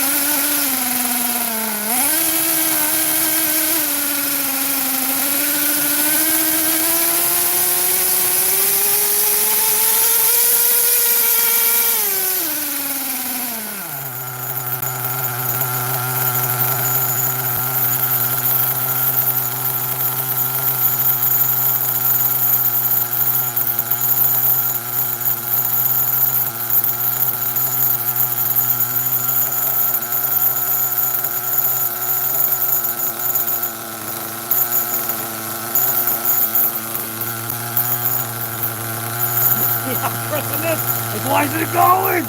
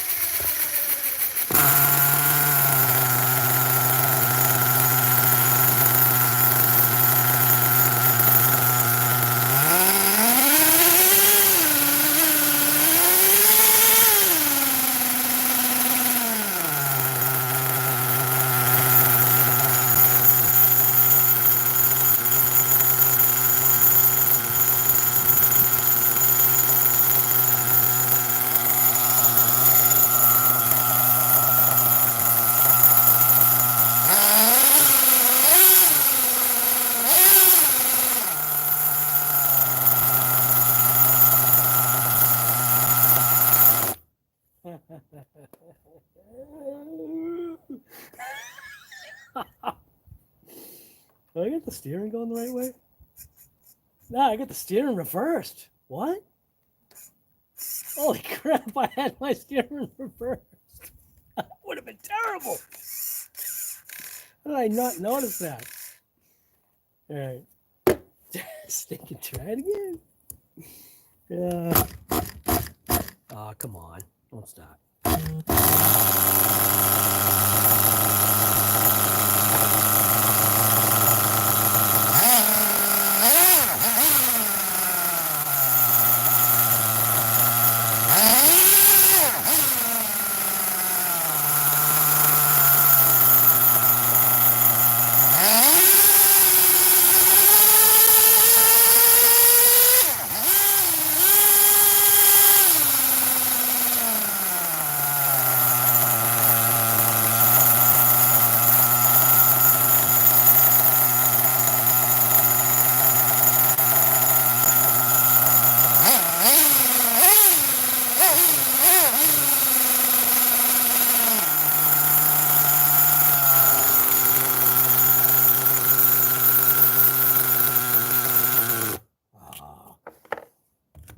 Touch you yet.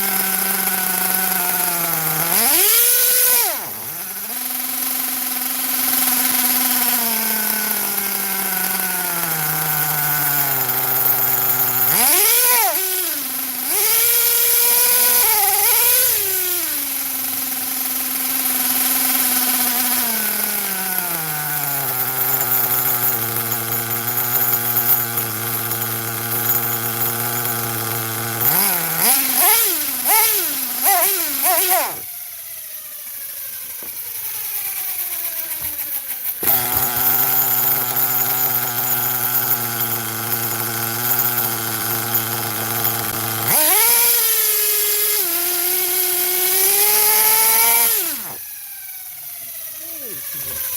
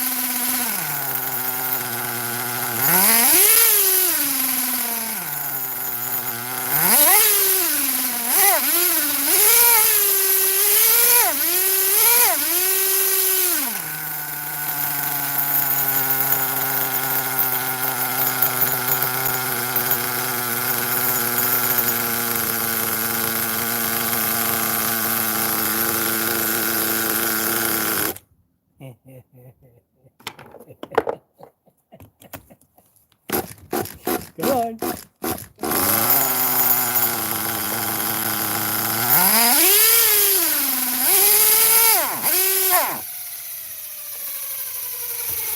it seems like it's not enough fuel.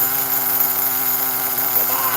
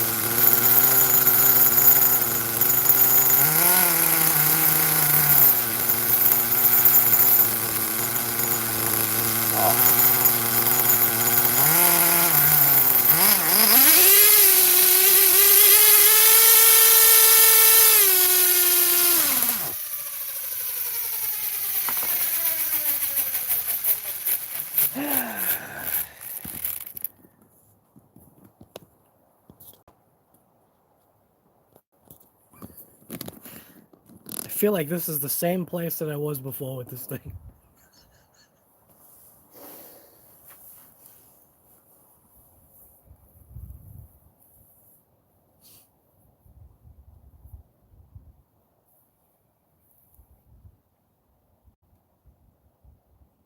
Seems like as soon as I get rid of like the little flat spot there is,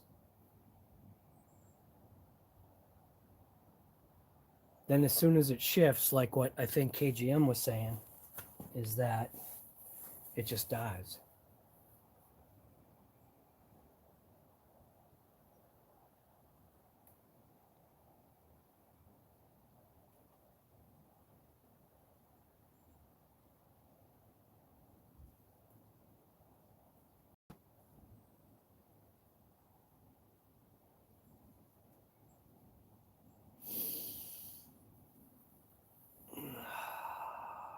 I don't know, man.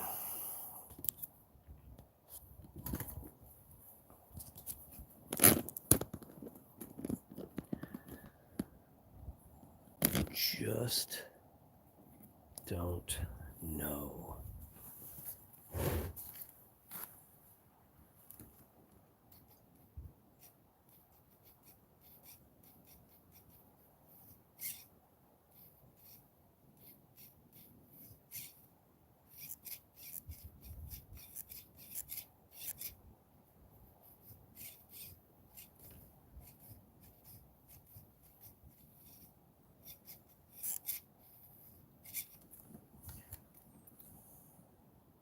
I know I'm getting air bubbles now, which probably doesn't help.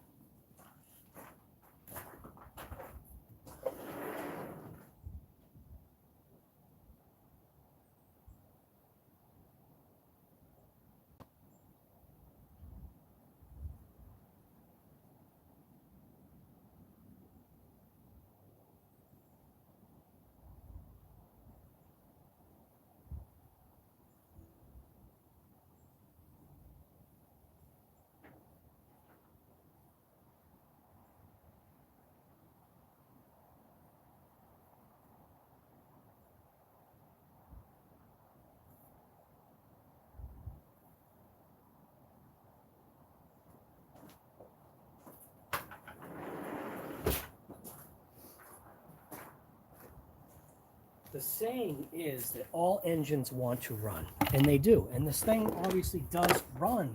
It's just I feel like I'm chasing my tail here because and I shouldn't have to be some guru trying to figure this out. All it is turning friggin' screws.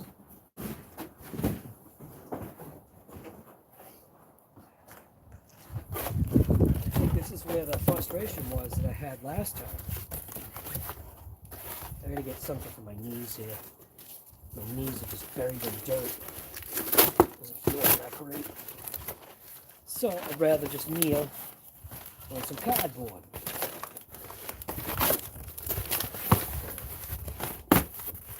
That's better. A little bit better, little pad for my knees right here. So, we got some people in chat here. What are you telling me here? What am I doing wrong here? Nitro Freak says, I bet is probably a tad too wide. Man, dude, I feel like I'm turning it like 1/16 of an inch, then I get frustrated, then I just crank it.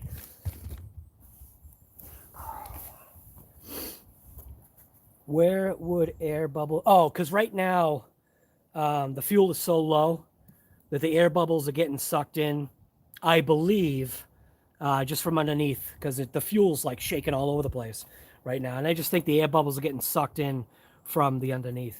Once it has fuel in it, I don't see the air bubbles in the line. And I know that's what's going to cause issues right now. So I'm going to go ahead and top off this thing again. I got all day here. Do you? I got all day. Do you? Oh my God. This is going to be a 9-hour live here. RC guy trying to get his stupid earthquake nitro running. There we go. Topped off. Not all the way, but close enough. All motors want to run. They all do. This one included. It wants to run, it just doesn't. And I probably should have done it this way in the first place. I should strap this thing down.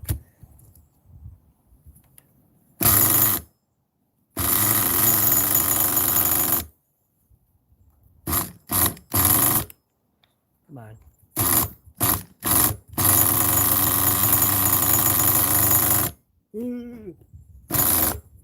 Come on.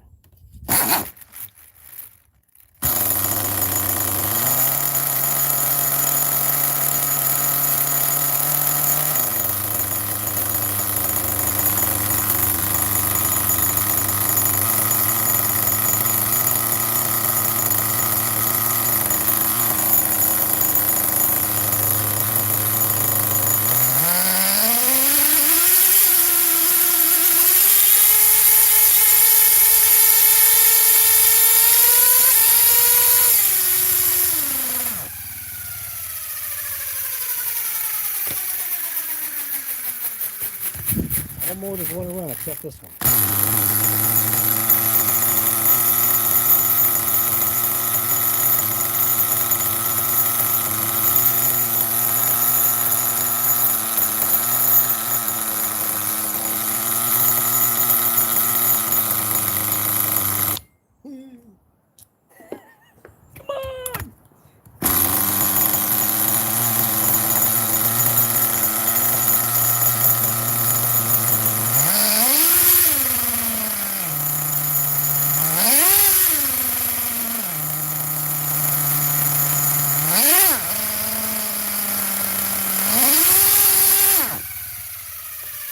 Not saying, at least it seems like it's running out of fuel.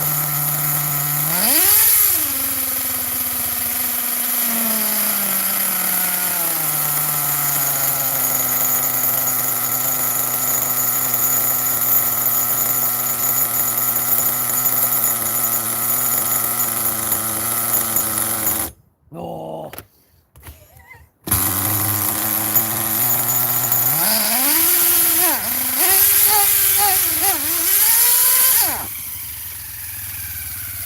See, that to me says it's running out of fuel.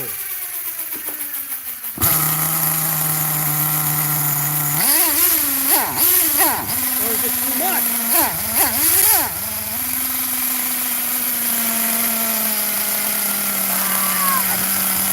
Let's go!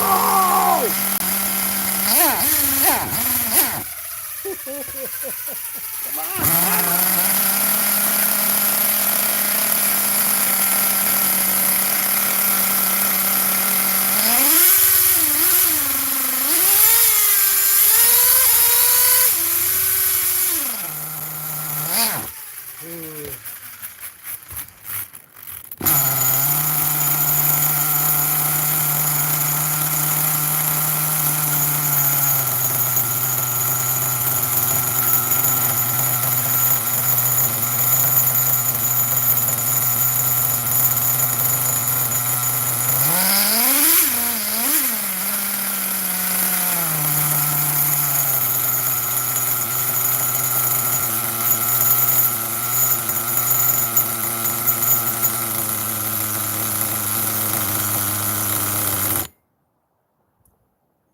I don't know.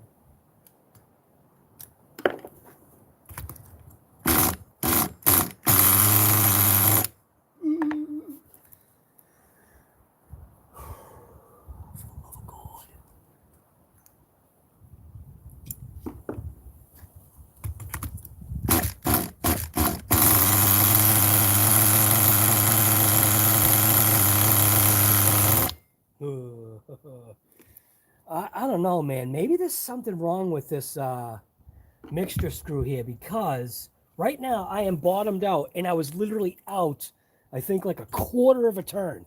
Now it's completely closed. See what happens.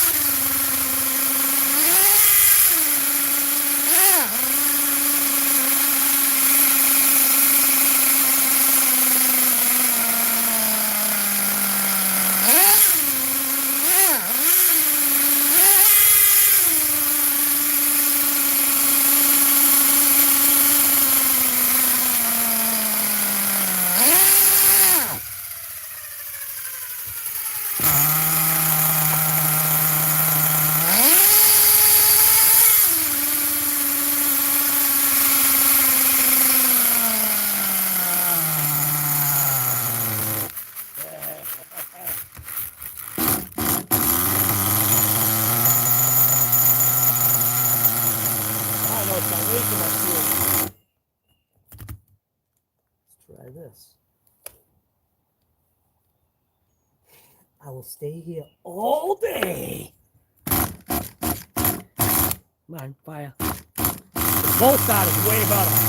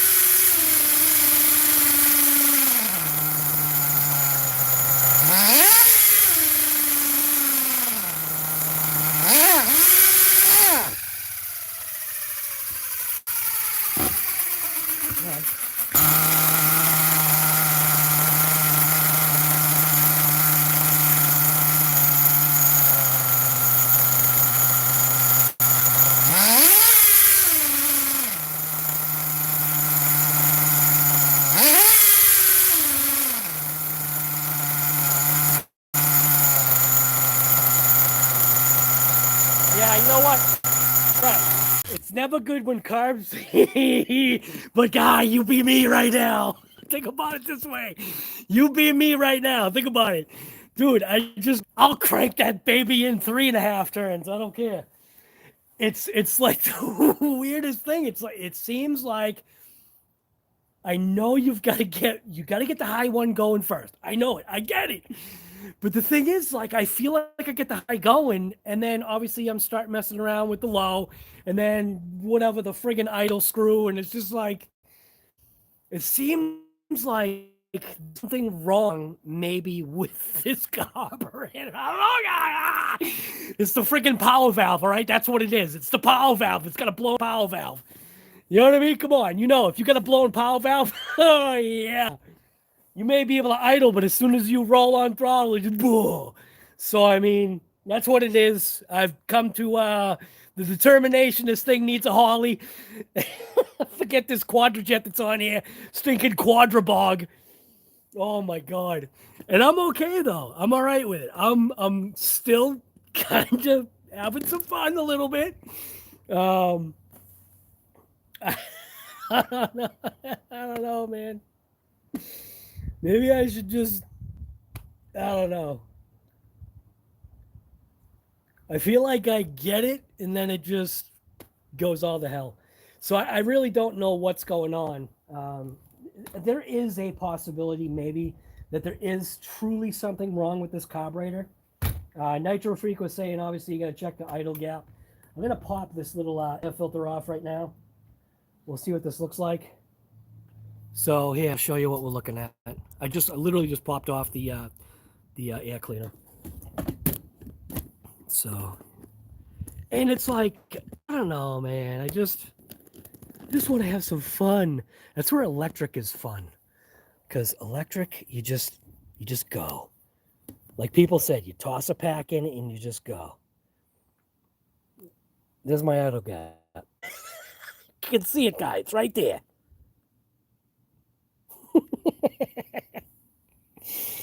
How much of you, what? I can't read that. I don't even know what you're saying. 0.5 of an idle gap. I don't even know, guy. And I'm not going to get a feeler gauge in there. Should be able to just do it by, nose. This is the worst. This vehicle, this particular nitro engine, has been the worst that I have. I mean, again, I'm no nitro freak. Okay, I'm no nitro guru. I don't care to be, but I should be able to get this goddamn thing to run. Used to fly planes. Planes were different though. Planes just didn't seem to need to have as much like tuning. I swear the fuel was just kind of like less potent or something. I don't know, man. It just never seemed like I had issues with my planes and my boats like I have with this thing. So I just don't know, man.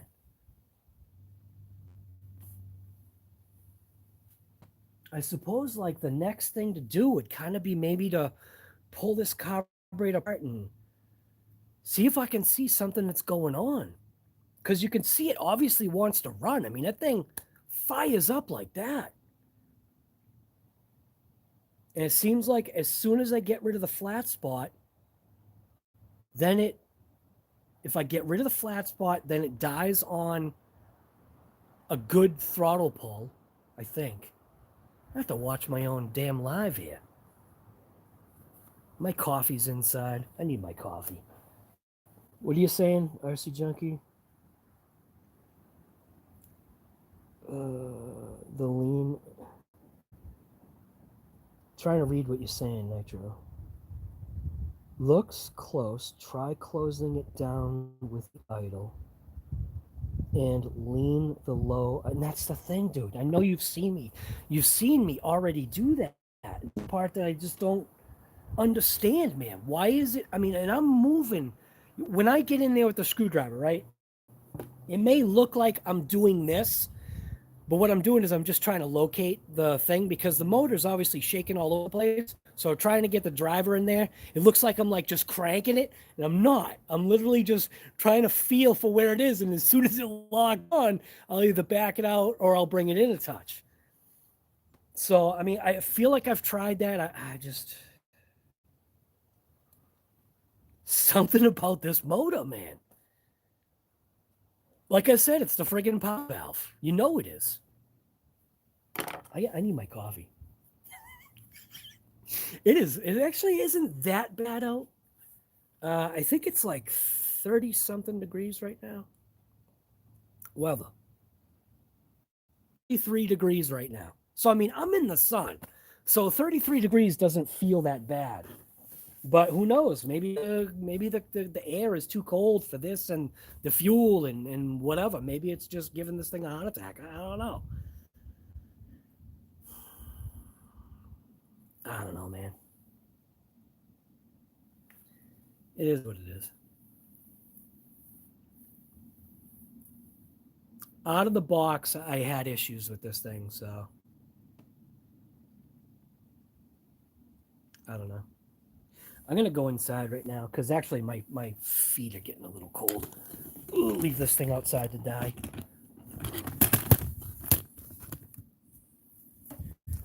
Oh, I should probably turn stuff off. I don't know, man. It wants to run. It does. Oh, wonder if the filter's clogged. Wouldn't that be terrible? Maybe I should try the Traxxas high flow filter on there. Oh, it's supposed to get turned around that way. I wonder if the high flow filter would fit on this. Maybe it's my filter. Maybe my filter's just got too much crap on it. Restricting flow, screwing things up. I have no idea. So, but I said I felt okay in the sun, but I think once the adrenaline drops, you don't feel as, oh, like it feels wicked warm in here. It feels nice in here. Maybe when the adrenaline drops, like right now, my feet are freezing. Yeah, I got, you know, got my traditional shorts and a t-shirt on here. So,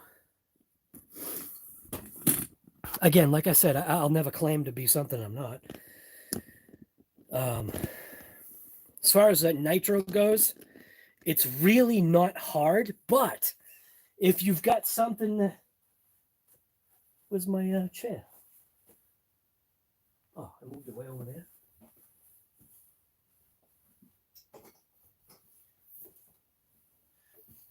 None of this is hard. This is all just friggin' manipulation of screws and you know, using your eyes and your ears and whatever. And I feel like I'm doing that. But this car just doesn't agree with me. And I'm wondering, I am actually wondering right now, is the air just maybe too cold, or I don't know. Again, I used to fly with no issues. Maybe 33 degrees is just kind of maybe a little too cold. That's freaking out. I don't know. Shouldn't make a difference. At least in my mind, it shouldn't make a difference. Just goddamn fuel. I have a feeling something is up with that main needle, because, man, I mean, it's out like, and here's the thing too, the thing is out like a quarter of a turn. Right now, I think it's a quarter of a turn. I think. I don't even know where I am now. And I've tried to bring it back to whatever factory settings would be, because, you know, like, you know, with a carburetor, it's like, you know, 3.5, 4.5 turns out, whatever. You just kind of at least start from there. Now, the low speed needle, I think the low speed needle is like 2.5 out or something like that. I'm not positive. I don't think I'm there with that. I don't know, man. I've never opened up the manual of the Redcat. Who knows? Maybe those needles just don't even mean anything with that thing. Maybe it was supposed to be never touch. Probably says in some kind of funky language I can't read, don't touch needles. I don't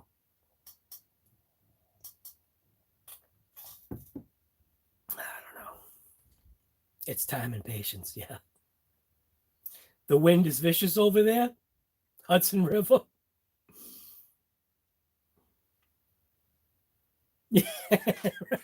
Yeah, Nitro. Appreciate it, man.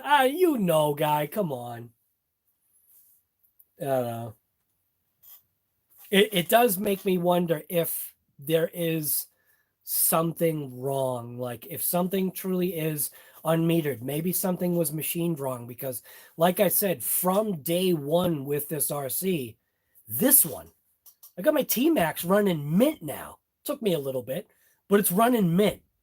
This thing from day one, I did the whole break-in and everything, and it seemed like break-in was fine, because what does break-in need? Break-in needs nothing. You don't do anything. You just run it rich. You know what I mean? And I mean, it fires right up. One little crank, man. It's like my 403 that I had, man. You take that 403, that thing just needed one cylinder to fire, and that thing was running. It didn't have to turn over. Like, literally, you could take that ignition key and just bump it, and the thing would start like that. God. This is like my friggin' Camaro on a cold day. My Camaro on a cold day, no, it does not run. I mean, and it's scary how wide you have to throw that throttle to keep it running, because it's not designed to It's not designed to run in, you know, weather like this. And it's not really, you know, it's not made to really drive normally. It's very, very lumpy. I don't know, man. That's why fuel injection's great, isn't it? Fuel injection is just like electric. You know what I mean? Because fuel injection is just freaking all electric in a way. You just got to make sure you got 12 to 14 volts and you're good to go. This thing, man, I don't know. If I was to go out there and try and fire up my Camaro on a 30-degree day, the thing says, no thanks. I don't know. It's still fun. It's just, it definitely can get frustrating. It can, because you can see it's running. I could walk away and the thing will idle forever, just like the T-Max. But as soon as you get on throttle, man, get rid of that little dead spot, and it just seems like it just picks it up somewhere else. It seems to transition to where it shifts. You know, maybe, I don't know. I swear something's wrong with the high speed. Something's got to be wrong with it. I don't know. I'll probably take the carburetor apart and see if I can see anything obvious. Like I said, maybe something was machined wrong. It is a Redcat. I wonder if the T-Max carb would fit on there. Wouldn't that be funny? Take the T-Max carb and throw it on there. I don't think it fits though. Yeah, I don't know. It'd be funny to try that. Swap carbs. When you always tuned your friend's Earthquake, it never ran the way your other nitros. Yeah. What's going on, Saj? Jeremy, what's going on, man? I'm thinking going MSD. Yeah. I've got an MSD system. I actually had it in my 79 TA. I got the distributor and everything. So, which is kind of cool.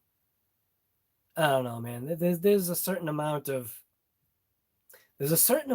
just, how do you say it? I guess you pay, the older you get, and I fully have realized this. The older you get, the less patience you have for BS. And that goes like across the board for a lot of things, man. Look at what Will Smith just did, right? All you guys are talking about what Will Smith, he got tired of the BS, right? I mean, I feel there's going to be some, you know, stuff that happens with that. But we'll see. But you just get tired of it. One of my clients from the retirement community that I do work in, the guy does not stop at stop signs anymore in the community, and there's stop signs everywhere. And I was having a conversation with him, and he goes, I've been stopping at, you know, he said it in the old voice, I've been stopping at stop signs my whole damn life. I'm done stopping at stop signs. And I get it. He's done, because you just don't have any more time for that. And that's why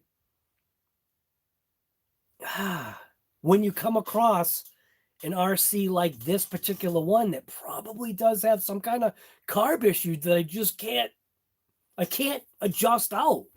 You know, I'm losing my mind, you know. I don't know. And I ain't gonna throw a new motor at it. That ain't worth it. Not for a Redcat. I ain't gonna waste my time with that.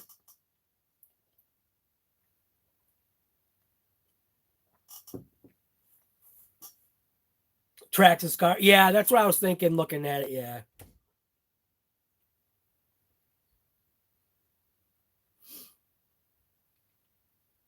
You have no patience left. Guy, right? Yeah. It's crazy, man. It's crazy. I guess, and you know, for the younger people that are, if there are any young people in here right now, you don't get it yet. Take it from us older people. Take it from us older folk. You know, the ones that have the little bit of gray popping in. We know what we're talking about. You ain't got no time for that. And you realize, again, you would rather do something else than play around with the BS. And this is something that I never thought I myself would say or do or whatever. But even when it comes to, like, at some point, we're going to put a new roof on our house, right? I've roofed. I'm not a roofer, but I know how to do it. Not a roofer know how to do it, but good enough to where any roofing job I'm confident on, okay? However, because it would basically be just me and maybe one other guy, I don't have time for that. When I could, yes, pay more money and it would just get done. And the only negative is that I wouldn't know if things were done the slow way that I would probably do my own roof. You get what I'm saying? Like, for me, any job that I ever do is done my way, which sometimes is a little bit overboard when it doesn't need to be. Do you know what I mean? Like, bringing the ice and water up a little bit higher than normal. Little stupid things. I don't know, man. Renailing all the plywood. Not quite, but I don't know. Just foolishness, man. That you have to, like, and I have a big trust issue just because I've had, I've had employees steal from me. So I got a big trust issue because I trusted those employees. And when I ended up finding out that they stole from me, it was just like, really, everything that I've done for you. This one kid, I gave him his down payment for his car. And he actually didn't steal from me, but his buddy did. I don't know, man.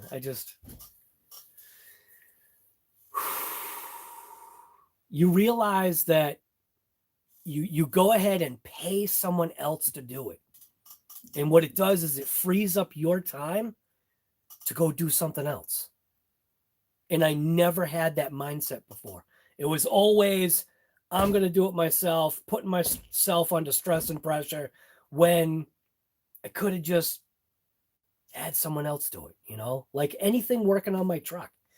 Nobody touches my truck, and I can't say anybody but me anymore, because when my son was learning, the last couple of times that before he went, off to college, actually, I think it was in college at the time. It was the very beginning of college.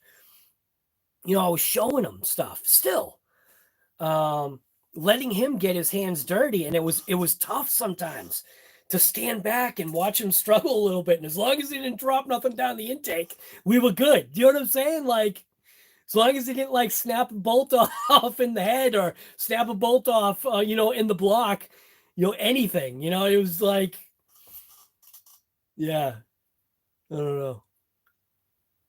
COVID and coffee, baby. Well, at least the Redcat earthquake is kind of there. I really do think I should probably pull the carburetor apart and just see if there's anything obvious, that could be messed up. I don't know. It might be a good idea. Yeah.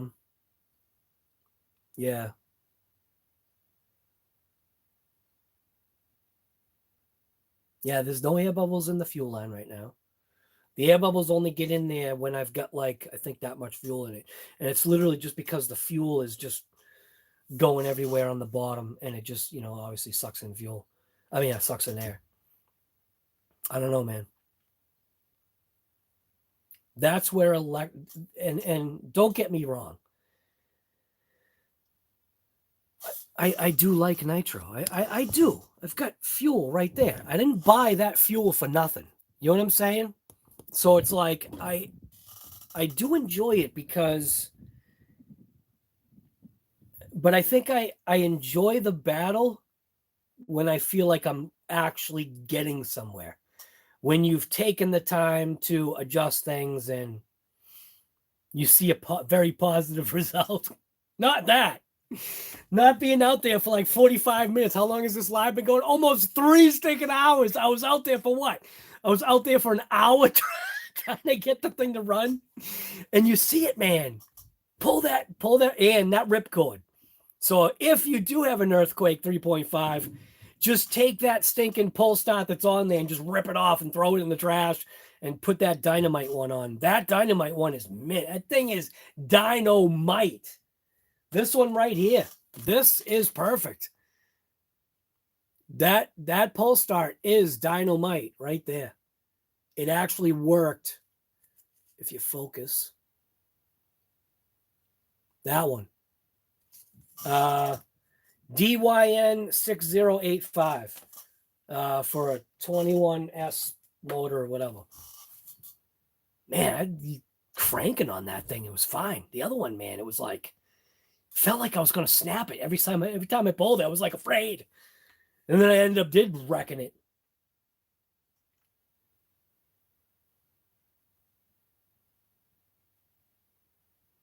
Oh, what's going on? This guy. People talk over each other too much.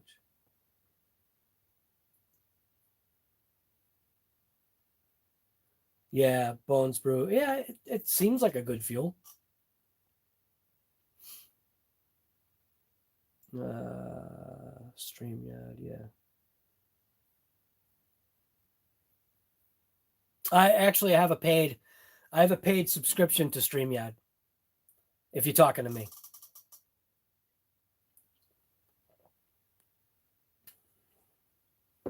I just don't use it.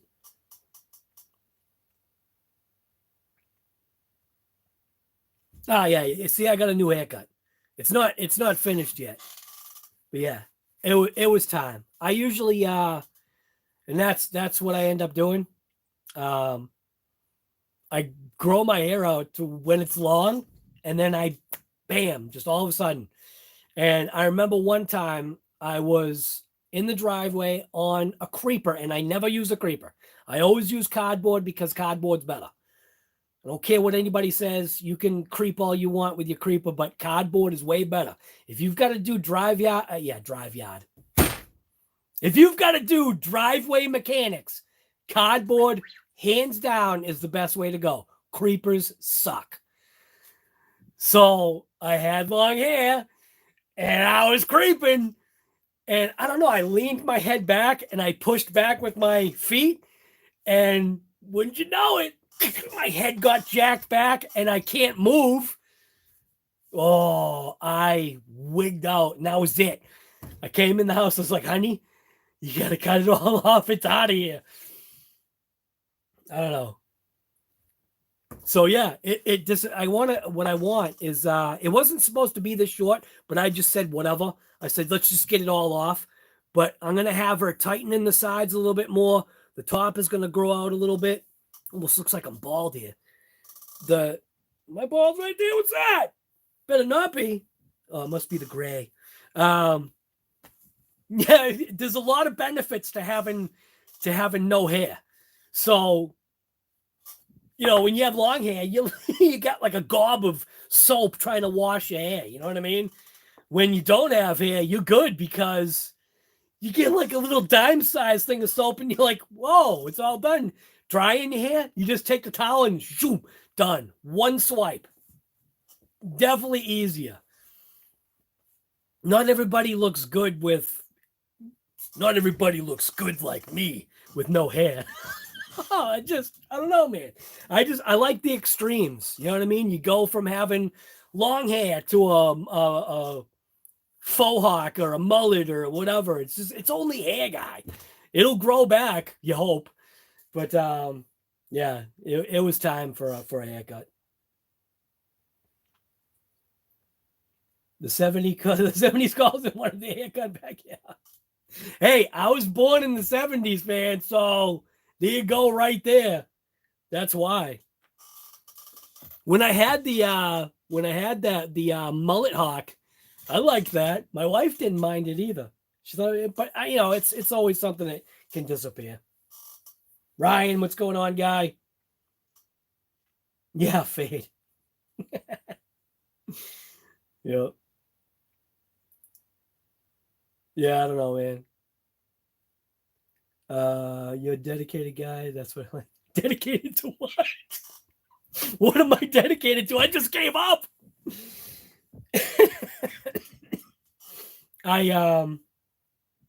Oh, you mean dedicated to a haircut? Yeah, I don't know. I should bring that thing back in here, and like I said, I really think I'm at the point right now where I've turned all 3 screws, and I just, something is up. So I feel like something is up with that carb.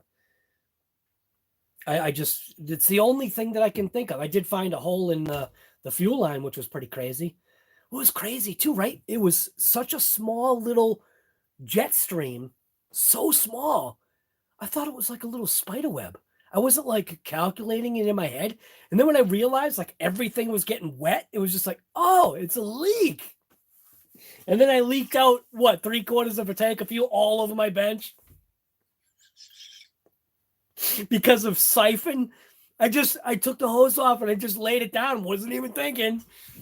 And I think there was fuel already in the line. I just couldn't see it because it was so clear. You know what I mean?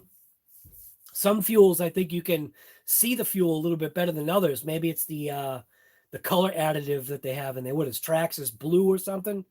Traxxas is blue. This stuff is like red.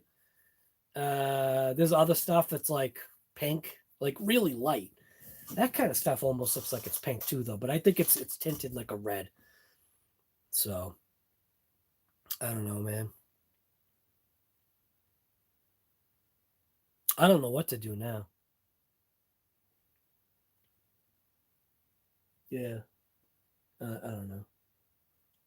I do want to get the thing running. I have airplane carbs.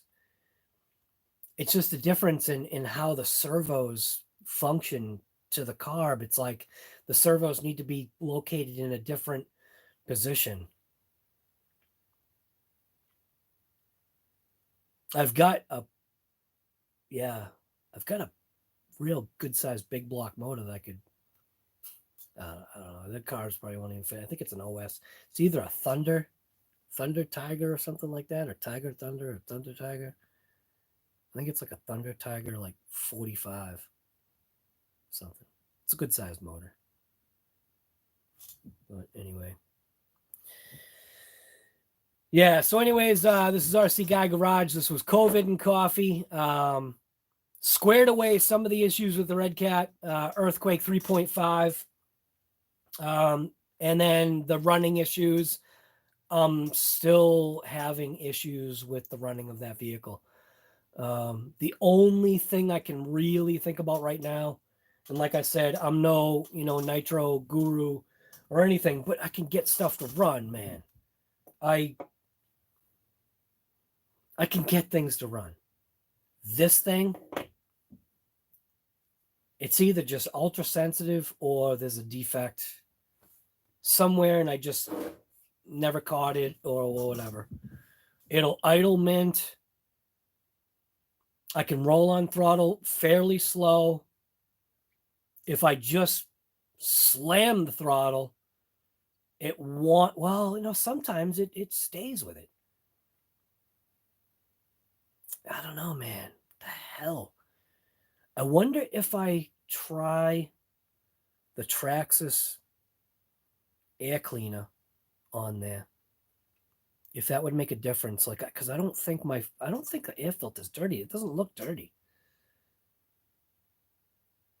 I just don't think that's what it is. I think it's carburetor related. I think something's messed up. I don't know. Maybe there's a torn O-ring or something.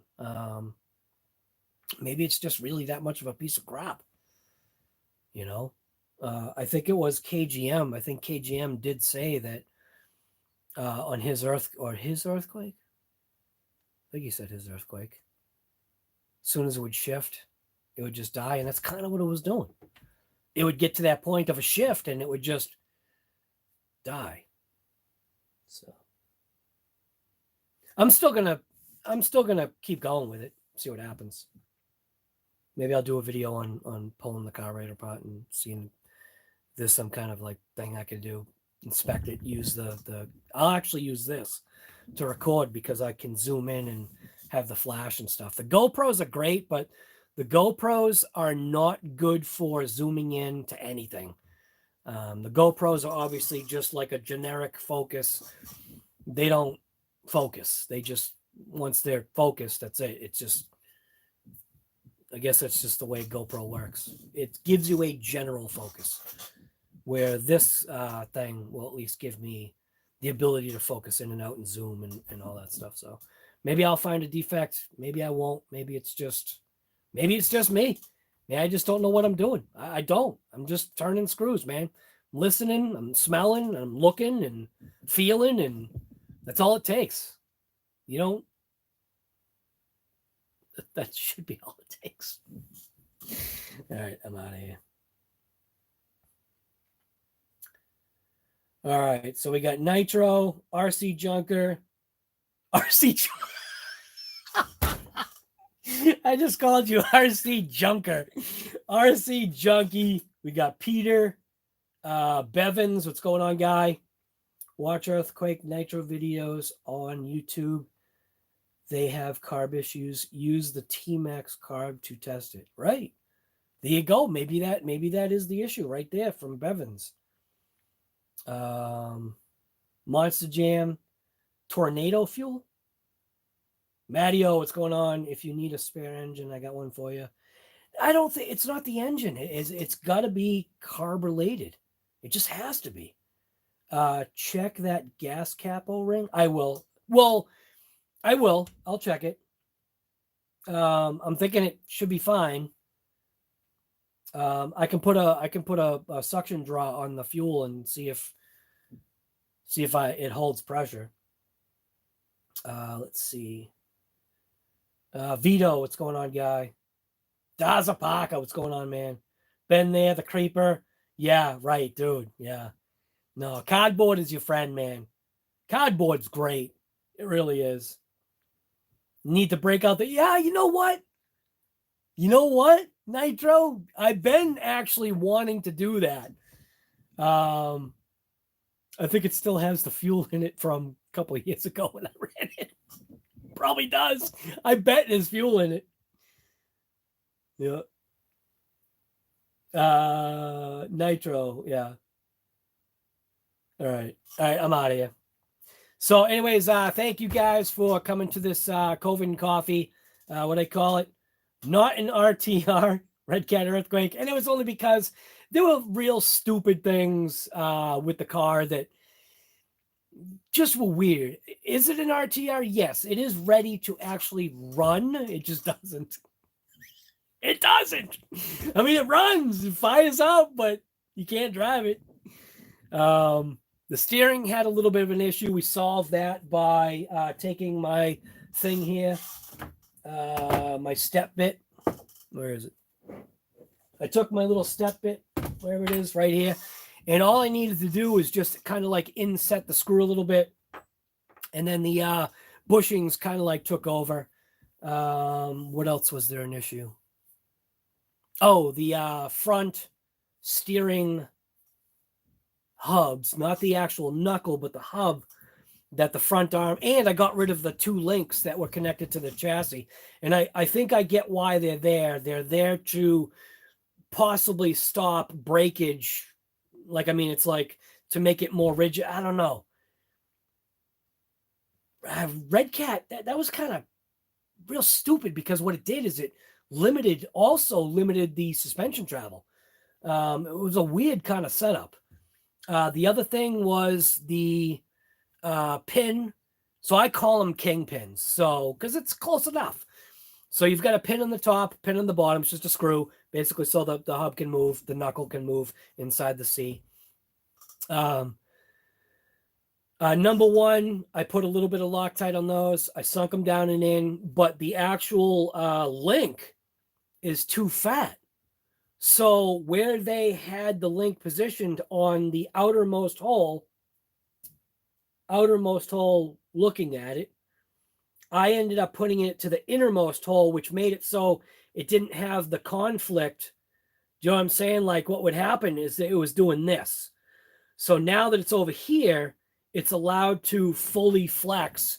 So now the front end actually works. And I think that will help its drivability. Also realized there was a little bit of a weirdness about how the chassis doesn't extend all the way to the front, which is kind of dumb. I mean, did they really? I mean, obviously they saved money doing that, but that seemed just dumb. I don't know. When you do stuff like that, it's stupid. It's literally a break point, and they put like a little top brace on, but I don't know. That's where Redcat probably got some of their bad name from. They've done a couple of okay things, and then eventually I want to talk about the Kaiju EXT again. I'll say it right now: the Kaiju EXT, I don't like it, and that stinks, man. Because I feel like at this point in time, I'd rather use that thing as a parts car than anything else, and that's a complete waste of money. I'll take the electronics out of it. I'll use the rest of the parts, just take the chassis and throw it away. I do not like how that vehicle is. It's not the type of vehicle I thought. It's not the type of vehicle that I thought they were going after.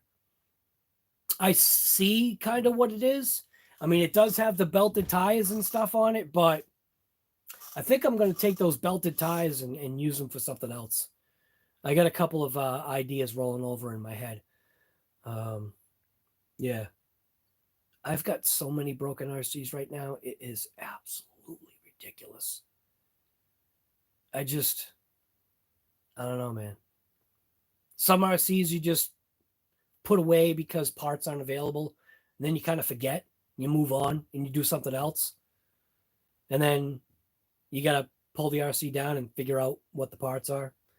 So some of the parts weren't available for the Kyosho Mad Van at the time. It's been a while. I'm sure the parts are available now, but Mad Van's a fun little truck. It's all it is. It's just a little fun little, you ain't got nothing to do. You just chuck a 3S pack into the Mad Van and let the thing bobble around. It does a really good job. It takes a beating, surprisingly. It's not a basher, but it does take a beating. If you just want to have some fun with a van, it's pretty cool. So it's that phaser platform. But yeah, that's it. All right, I'm out of here. Thank you guys for coming.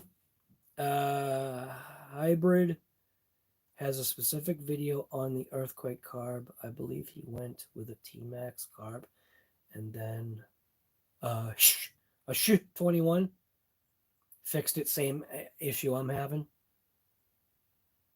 What's a SH 0.21? I don't know what that means.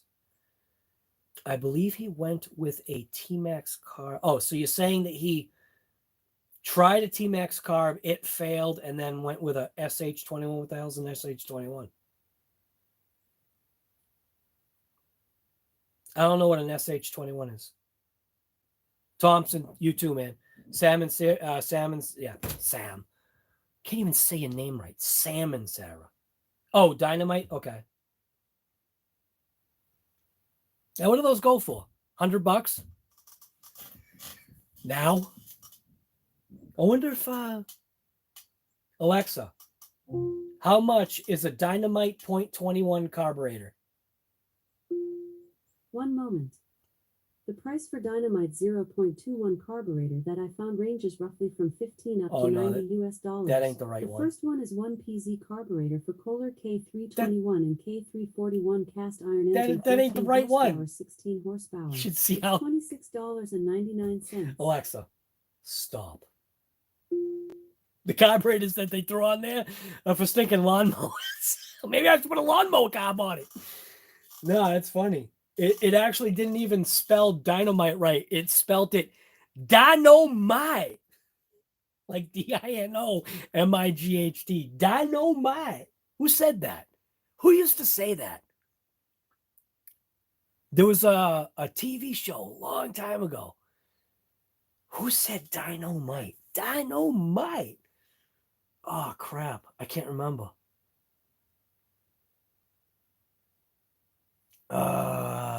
Man. It was a show, I think, from when I was a kid. Yeah, I don't remember. Anyways. Oops.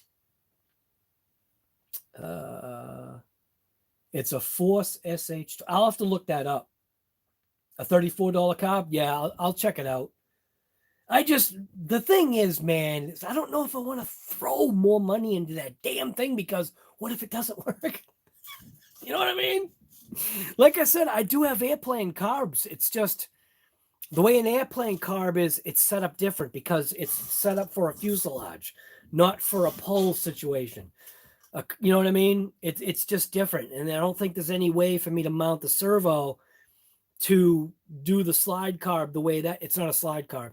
It's what do they call that? A spiral carb.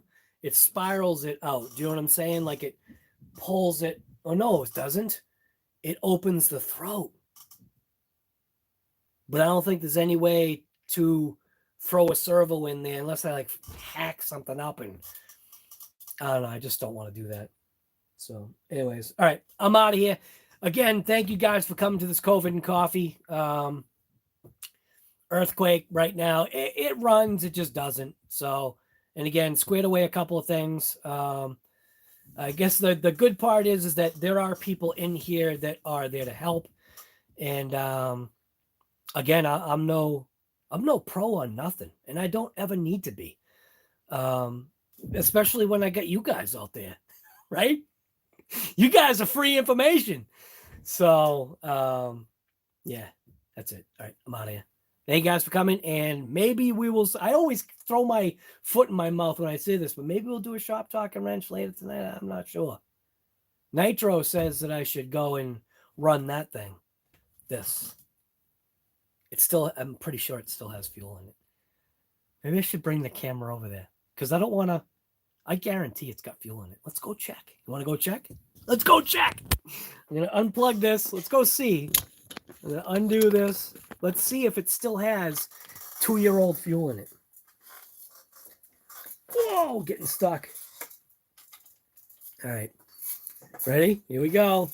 Does this still have fuel in it, or am I just a liar? All right. Let's see. What can I show? Maybe it doesn't. Oh, yeah, right. How am I gonna? Well, I'll. How do I do this? All right, I'll flip the camera, and then I'll do this.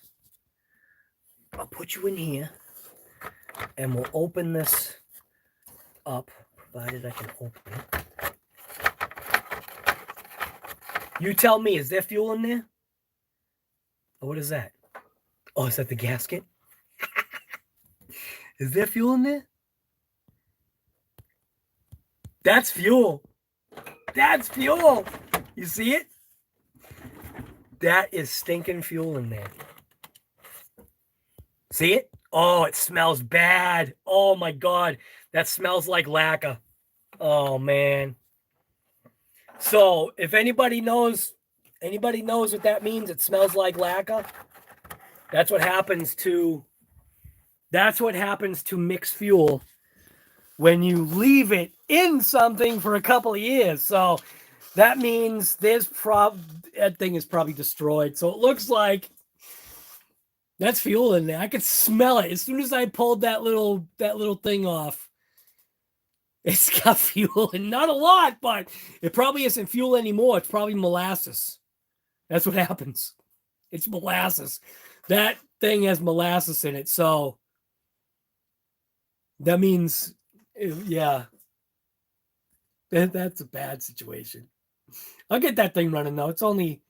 It's gas. It's way different. It's a lot easier to get something like that running for me. Anyways, I don't know. All right, I'm out of here. Thank you guys for coming, and we will see you on the next one.